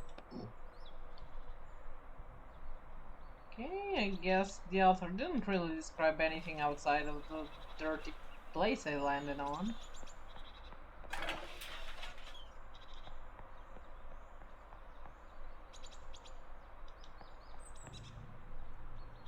What?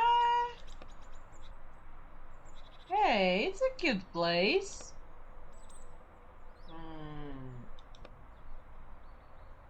Etienne?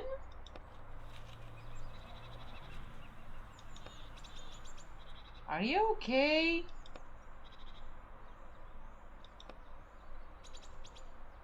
Yeah.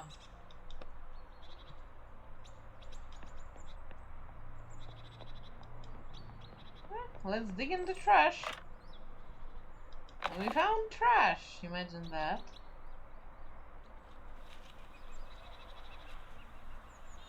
And a basement door. What the? Oh god, oh god! A woman runs past without even glancing at you. I trapped him, I trapped the monster! Run away! Monster? So, the jobs didn't get easier.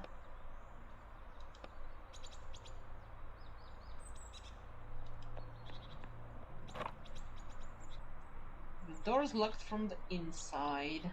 Okay, so we should enter through the basement. 7 days today to die, here I come.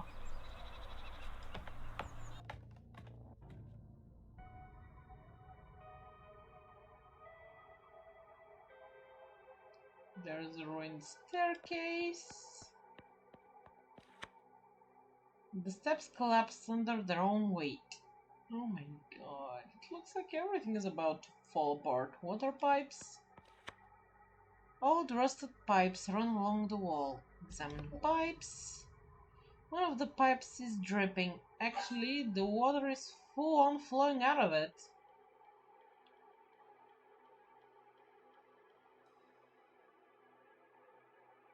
Well, I'm not surprised, but still, what is Love and Shay watching that it doesn't induce enough spanks? It's too late to save the spy.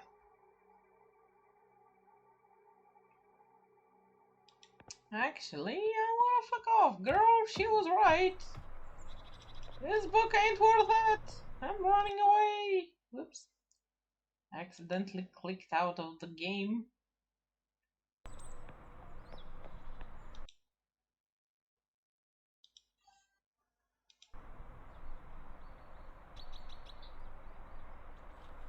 Skilly Shay's part. Ah. Should I teach him something or two? Well, I guess I'm not allowed to run away, goddammit.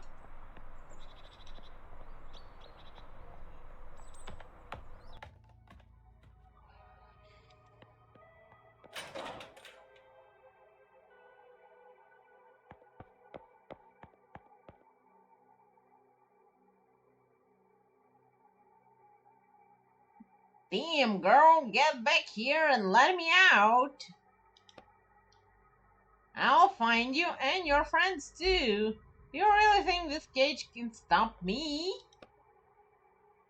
Is this the monster? Why? The man pauses and stares at you. Damn, whinging. Etienne? You know him? Etienne! The man's eyes seem to burn through you. You look away, but not before noticing that the man's hands are trembling with anger. I think we should get out of here quickly. Stop right there, you bastard! Answer me, what did you do with Amanda? Where's my wife? Hold on, what does all this mean? Not now. Let's go for the boxes and then run away!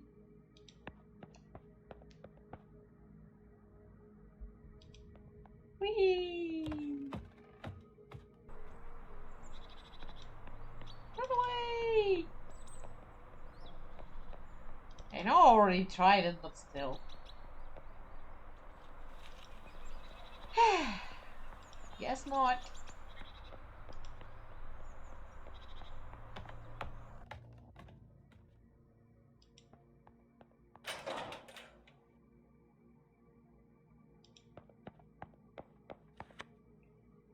Best not open that door.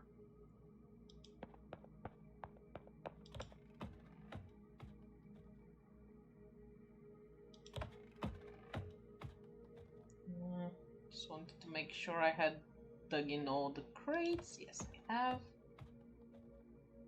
Cabinet with book parts. Cabinet with crafting parts. Boarded up window. The window is boarded up tight. Blocked door. It's locked and won't open without a key. Well, I guess the door to the hall is the only way I can go.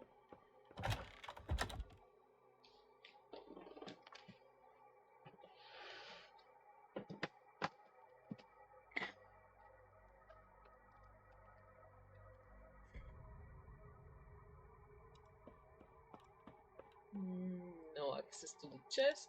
Okay, makes sense. This is where the stairs collapsed. Oh, there's the clock. Mission accomplished. Let's leave.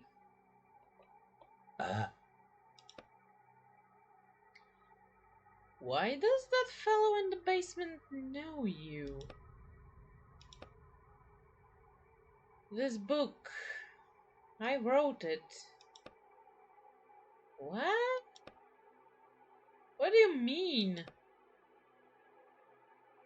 I created this mansion, but I was arrested before I had a chance to finish the book. So how did your clan get this book then? But we've only been stealing from books that are on the market.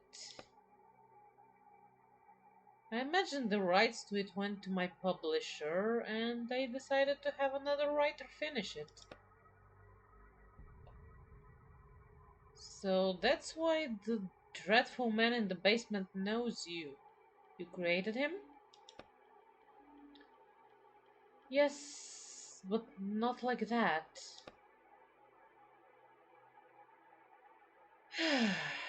It was the story of a generous aristocrat who lived in a beautiful mansion with his wife. You definitely wouldn't catch me writing about a murder in a blood-soaked basement. Do you think the new author changed a lot? Yes. Looking around, I think so. Yes. Who's this Amanda he mentioned? Is she here somewhere too? She's not here anymore. It's better if we talk about that later. This clock wasn't meant to be here either. Let's take a look, since it's what we're here for.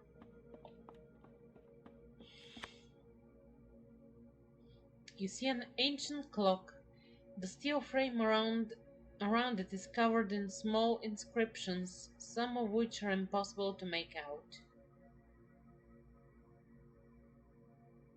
Enjoy the lurk, Tren! There's something written here. The clockmaster's lifetime, something something with the time on the clock itself. It's too bad it stopped. I'm guessing we need to bring back a working clock. Etienne?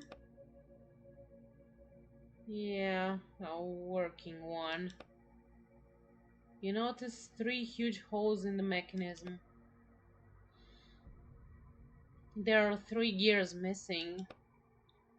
We'll have to search the whole mansion. Well, you should know your way around here pretty well since you created this and all. Looking around. Are we at the end of the book? That's right, the plot has ended and the heroine managed to lock the monster in the basement and escape. Nothing else happens in the plot after this. The happy ending. We need to go back to somewhere on page 150 or so. That's where the mansion will be in the best shape for us to search it. Even the staircase is in ruins right now. I didn't know you could do that. So, are we going to jump between pages? Jumping is the easy part. The hard part is landing on the same spot on another page. If I miss or land end up between pages without my powers, it could end up badly. Should we risk it? Go to 1995. I think it worked. We're on page 120 now. It's a little more pleasant here, don't you think?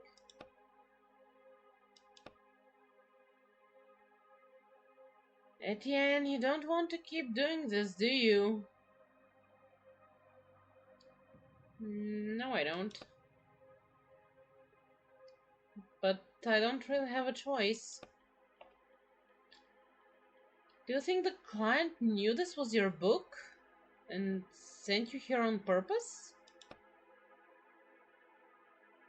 I don't think he cares either way. Help me! Let me out! Who's that? Another victim? Let's go find out. Okay, crafting station. Now we can't make anything. I don't want to check the house now. It's locked. The master didn't want to let anyone out. Door to the kitchen, door to the hallway, door to the other hallway. Oh, wanted to check the portrait.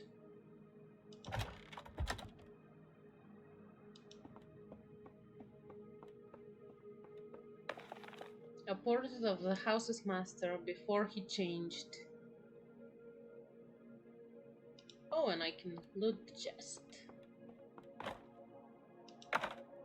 Oh, parts. Enough parts now? Okay, I can make a crowbar, and we're making a crowbar because we're obviously gonna need a crowbar. Let's check the kitchen. Hopefully there's food here. Cabinet is locked tight and the door won't budge. Needs a lockpick. Fireplace with burnt papers. That's quite a few seating places. God damn. Also, that doesn't look like a kitchen. It looks more like a dining room. There's a huge portrait that's obviously hiding a door. The master is clearly not a modest man.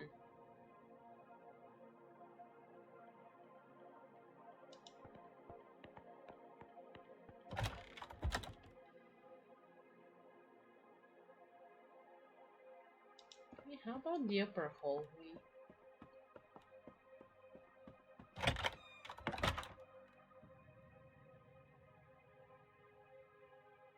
Box. Smells like tobacco. Desk with letters. One of the master's letters. It's an invitation to a ball hosted at his mansion. And the door to the study.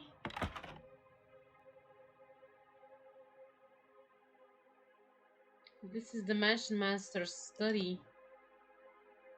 It's so sparse. Apparently, whoever rewrote your book didn't know much about creating pleasant settings. I don't think it's all that bad. Oh. Desk with gears. The gears won't fit the clock. Cabinet with more gears. And crowbar parts. But I already made a crowbar. A little bit of steel. Another cabinet. And another lockpick needed. This is the Mansion Master's desk. Serves the desk. All documents are scattered across the desk, and the desk's only drawer is completely empty. There's nothing here. Walk away. Okay, so we need lockpicks.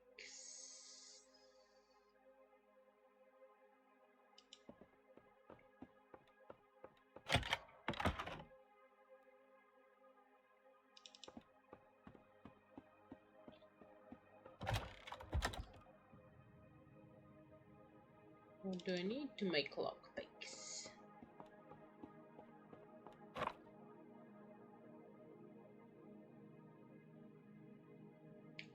Tools and a bit more metal.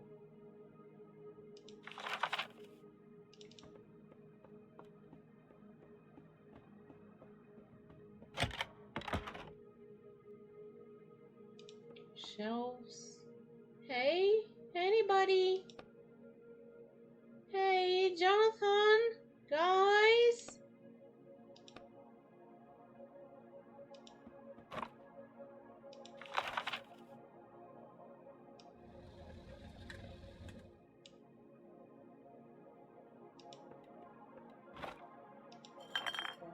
Cabinet, and the window is still boarded.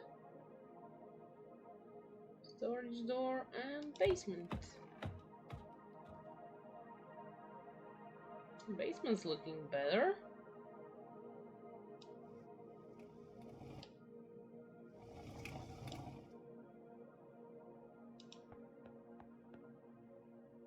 You look at the empty cell and the scratches on the floor and chains hanging from the walls.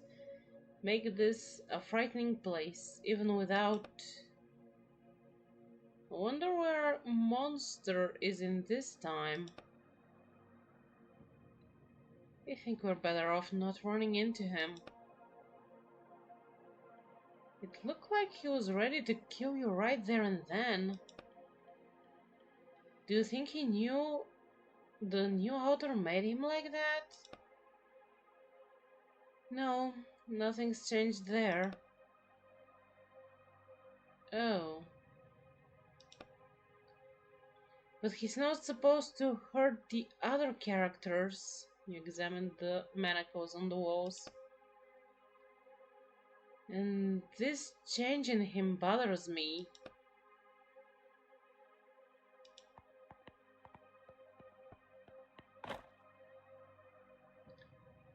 You see sealed boxes that smell like dirt. Use the crowbar. Not standing on ceremony, you will pry open the boxes with the crowbar. Look inside. Mushrooms and bread. Oh, at least we have some healing item. A locker with tools. Now I just need a single piece of metal and I can make the lockpicks.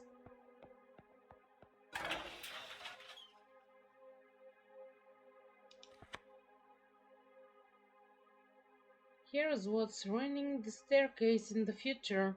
Looks like there is a water pipe leak. The pipes are, indeed, leaking badly. The smell of dampness lingers in the air.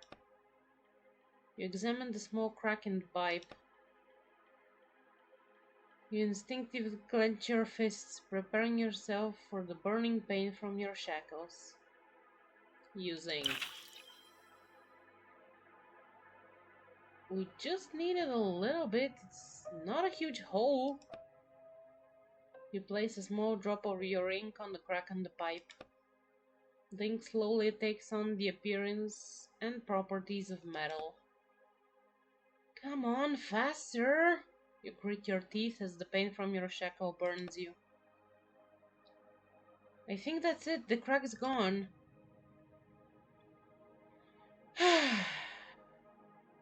You exhale and roll up your sleeves to look at your hands. Are you alright? Yeah, it's best not to show Roderick what you see. It's best not to show what you see to Roderick. You push your sleeve, wet with blood, back into place. We should go check on the staircase in the future. I hope this works.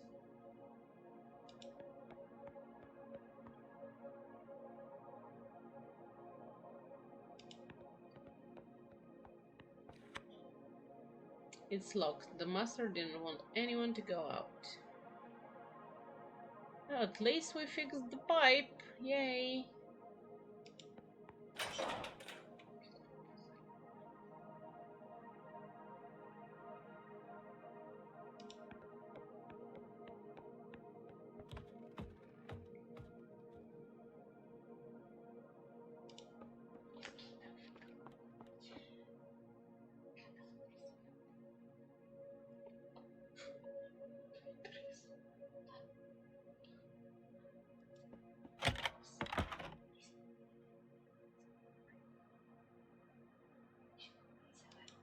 Another boarded up window.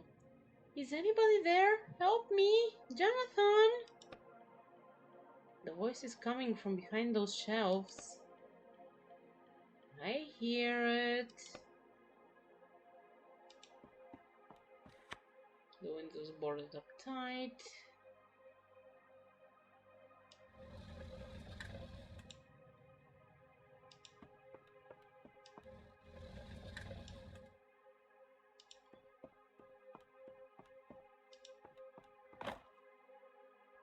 A plain writing desk stands against the wall.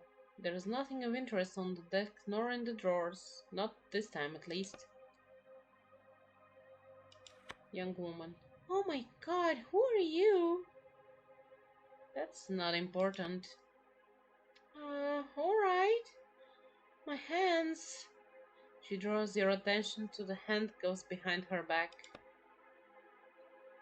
How did you end up here? You fiddle with the handcuffs.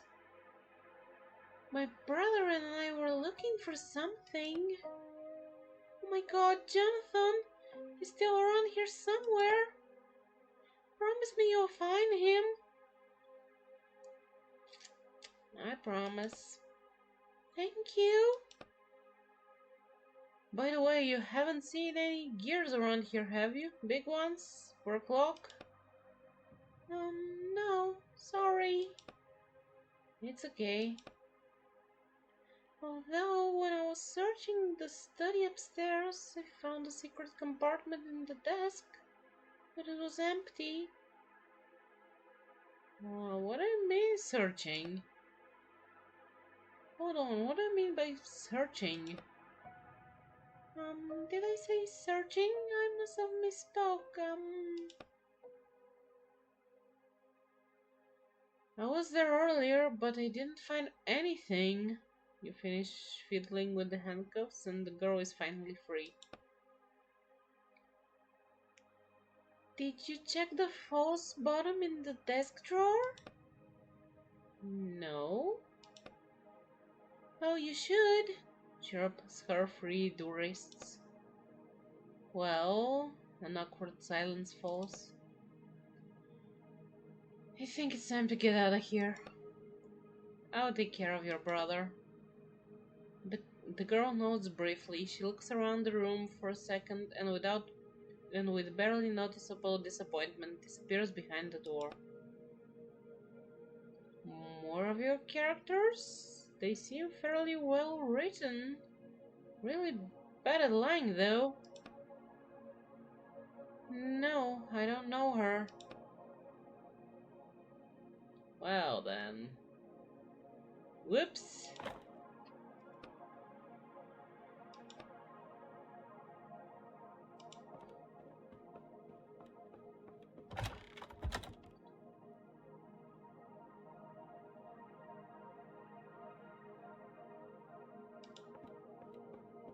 Pretty sure I did everything in the basement, so...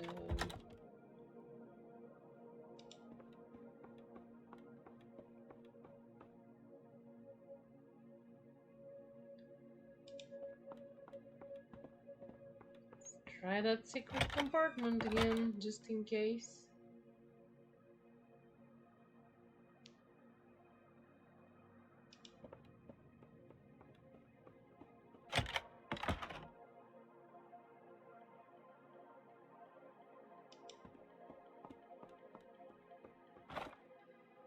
Examine the secret compartment. You notice the drawer, the bottom of the drawer has a strange edge. You press lightly on the bottom and discover an impressively large secret compartment underneath. This hood could fit a whole gear. It could if someone had put one in here. You close the drawer. Should we check out this desk in another time, since it had to be here at some point? Hope so.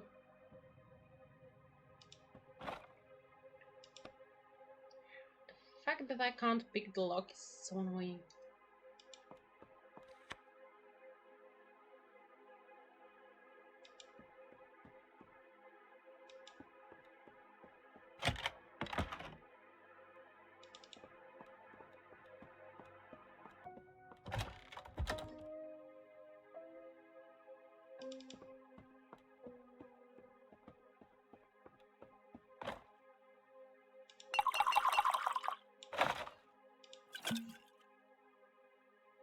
I can make pliers, but I want a lockpick.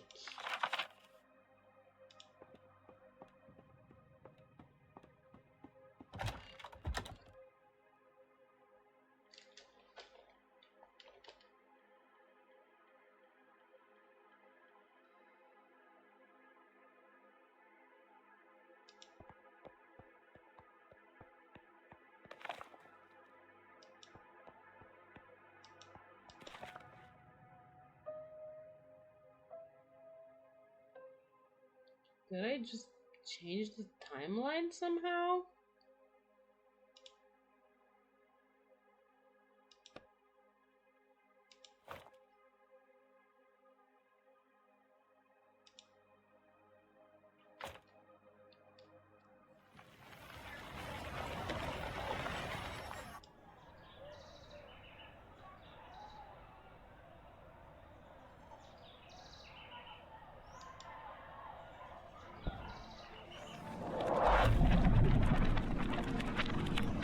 Jumping back put me in the other timeline?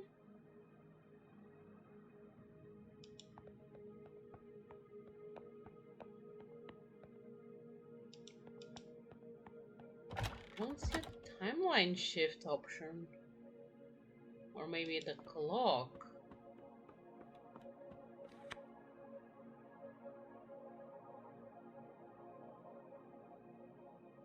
Go to 2000. Hey look, it worked. The staircase is fixed. Let's go see what's left of the second floor. Can I raid this chest?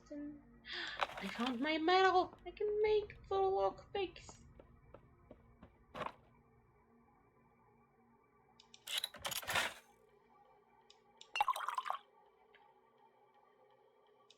Should I check out the kitchen now?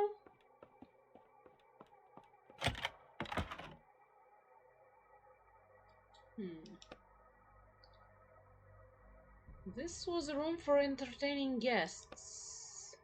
Looks like the master of the house became less social.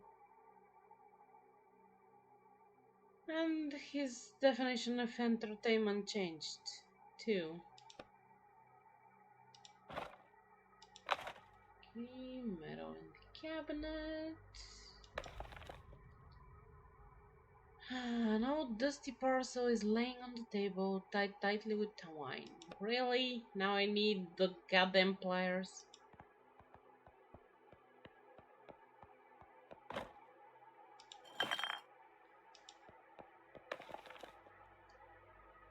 Okay, the portrait is even more obviously hiding a door now.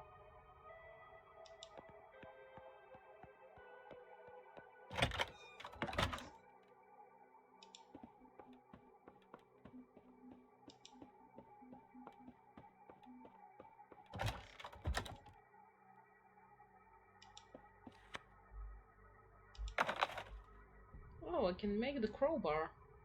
I mean the... Yeah. There's rubble. You see an old chest of drawers under the rubble from the collapsed ceiling. Pry apart the rubble. Use the crowbar to pry apart the heavy pieces of ceiling and dig out the old, almost intact chest of drawers. Open the chest of drawers. And we got junk.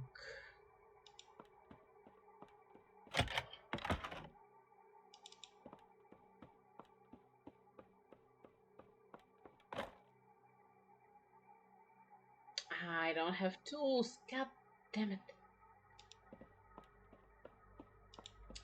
Can I use the clock to... Oh yeah, I can switch to the correct timeline. Or at least the timeline.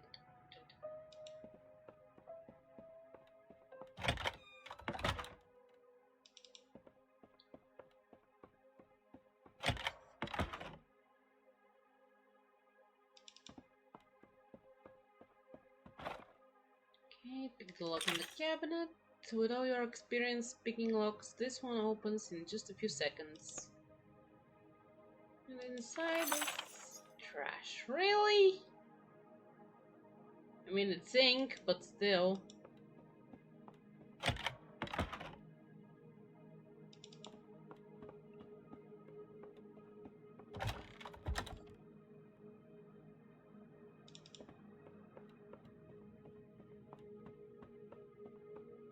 Let's hope to find some food in the pantry.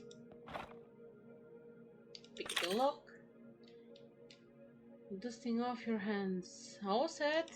Look inside. Empty bottle, more trash. I think I can make another ink bottle at this rate. Etienne, can you hurry it up, please? Thank you.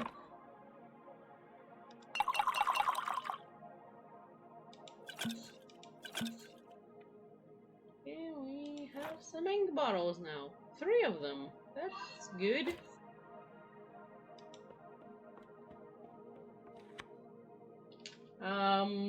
I could, but it's gonna be another several hours, cause I have a book and 2/3 left.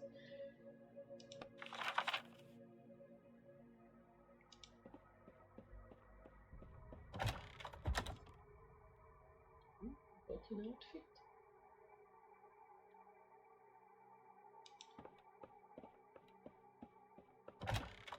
Okay, let's check the study, or whatever the hell's left of it. Yay, we have tools. I can make the pliers. And an apple. Good. Writing desk. Examine the desk. The desk is covered in thick layers of dust. You look through the old papers and creaking drawers, but don't find anything of interest. Examine the secret compartment. You notice the bottom of the drawer has a strange edge. You press lightly on the bottom and discover an impressively large secret compartment underneath. Bingo! One of the gears you're looking for is inside. Too bad there's just one. Examine the gear. It's old and rusty and has some kind of demonic face engraved on the surface. Take the gear. You put the gear in your pocket. Let's go put it on the clock. And then we'll look for the rest. Also, we have to save that girl's brother, who should be somewhere in the past. So much to do. Walk away. Ah! Somebody! A man is standing in the hallway, holding a strange walkie-talkie and flipping various levers on it. Mariah, come in! Damn it, Mariah! The only sound coming from the walkie-talkie is static. The man taps it angrily, as though hitting it would help. Damn, I think he's... You notice the man's police hat. The man suddenly turns around and you see that his face is made of paper. Stop right there! Breathing heavily, measuring you with his eyes. He raises the walkie-talkie to his face. For the record, during a routine patrol, Sergeant Kiko Bries encountered an unlicensed bookwalker. To hell with you! He notices that the walkie-talkie still isn't working.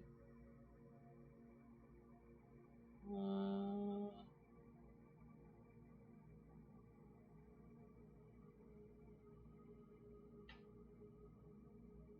leave? I said stop! State your name and I'll note it down as mitigating circumstances. Don't make me use force. My name is Robert Potter. I mean, James. Yeah, James Potter. For the record, the unlicensed bookwalker refuses to state his name and is lying to the officer. He is also concealing his face behind a mask. Take that off right now. Maybe it's best if we do what he says. If he finds out who I am, he'll find me in reality and it'll be the end of me. And you. Keep lying. I don't know what the problem is, officer. I'm a licensed walker and I'm here by order of my publisher. Oh yeah, and who's this publisher that sends their employees into books that that haven't been pulled off from the source? We have a special kind of publisher. The man starts striding toward you, unbuttoning his uniform jacket as he approaches. You raise your fist, preparing to defend yourself. It's too bad Mariah's not here. She really loves beating up thugs like you. For the record, commencing neutralization.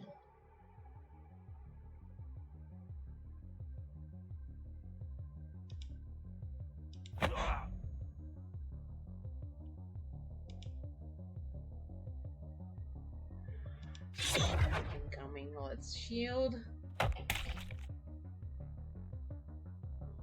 God, I'm running low on ink. He's gonna drain my ink, I'm gonna drain his.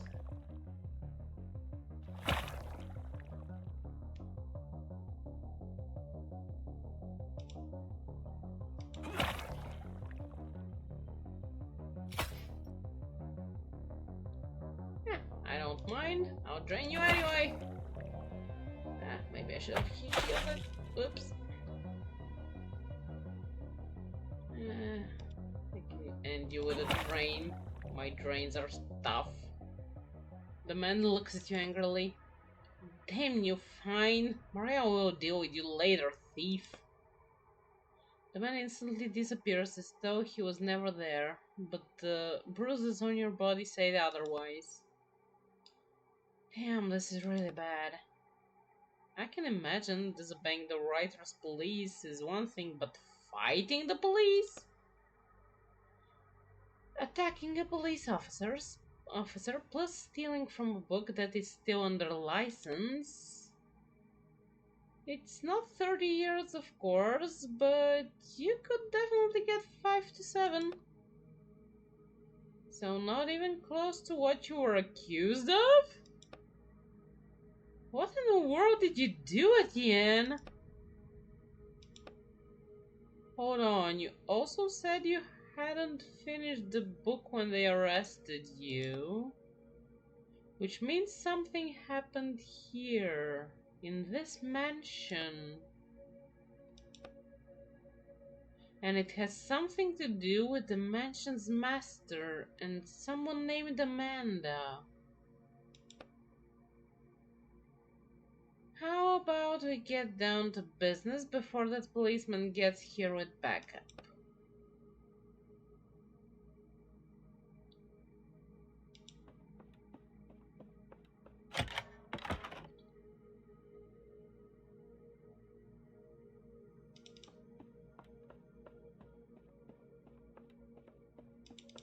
Oh wait, players, I want the players.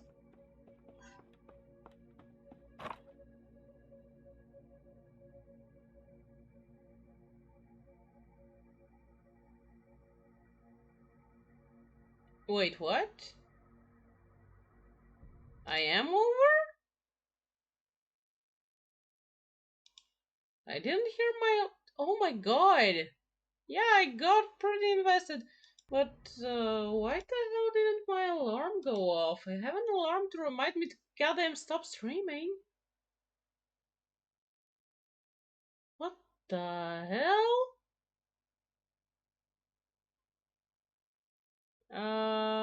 Yeah, I'm gonna wrap up after I open the thing then. Yeah, thanks for reminding me to end stream. That was kind. What the fudge?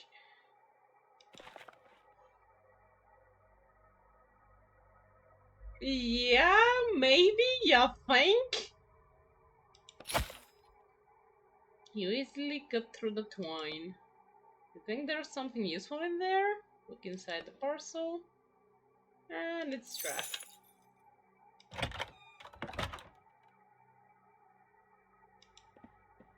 He was Genshining.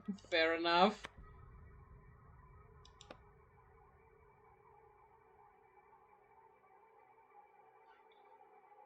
I'm not close though, unless I am.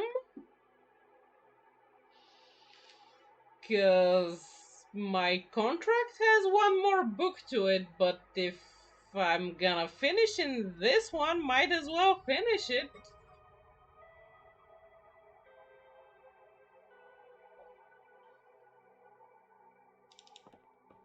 Because I'm definitely not too far from ending this book, I think.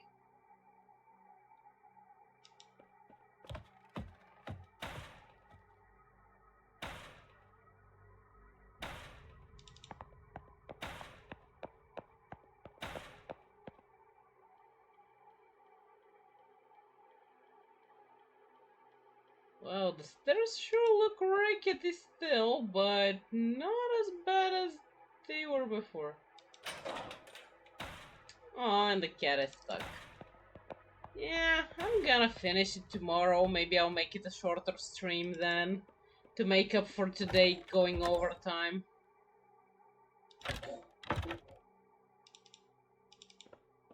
And this door is blocked.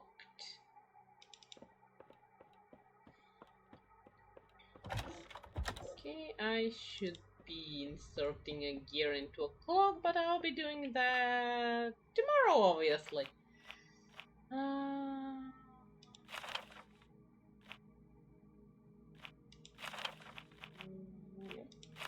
yeah. Let's see.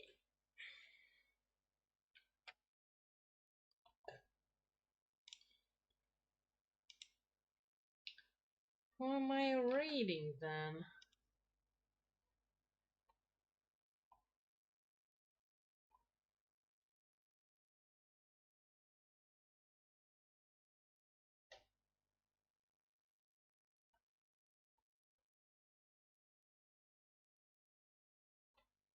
I have nobody. Any ideas? If we don't get an idea, I'm gonna jump on Shaky.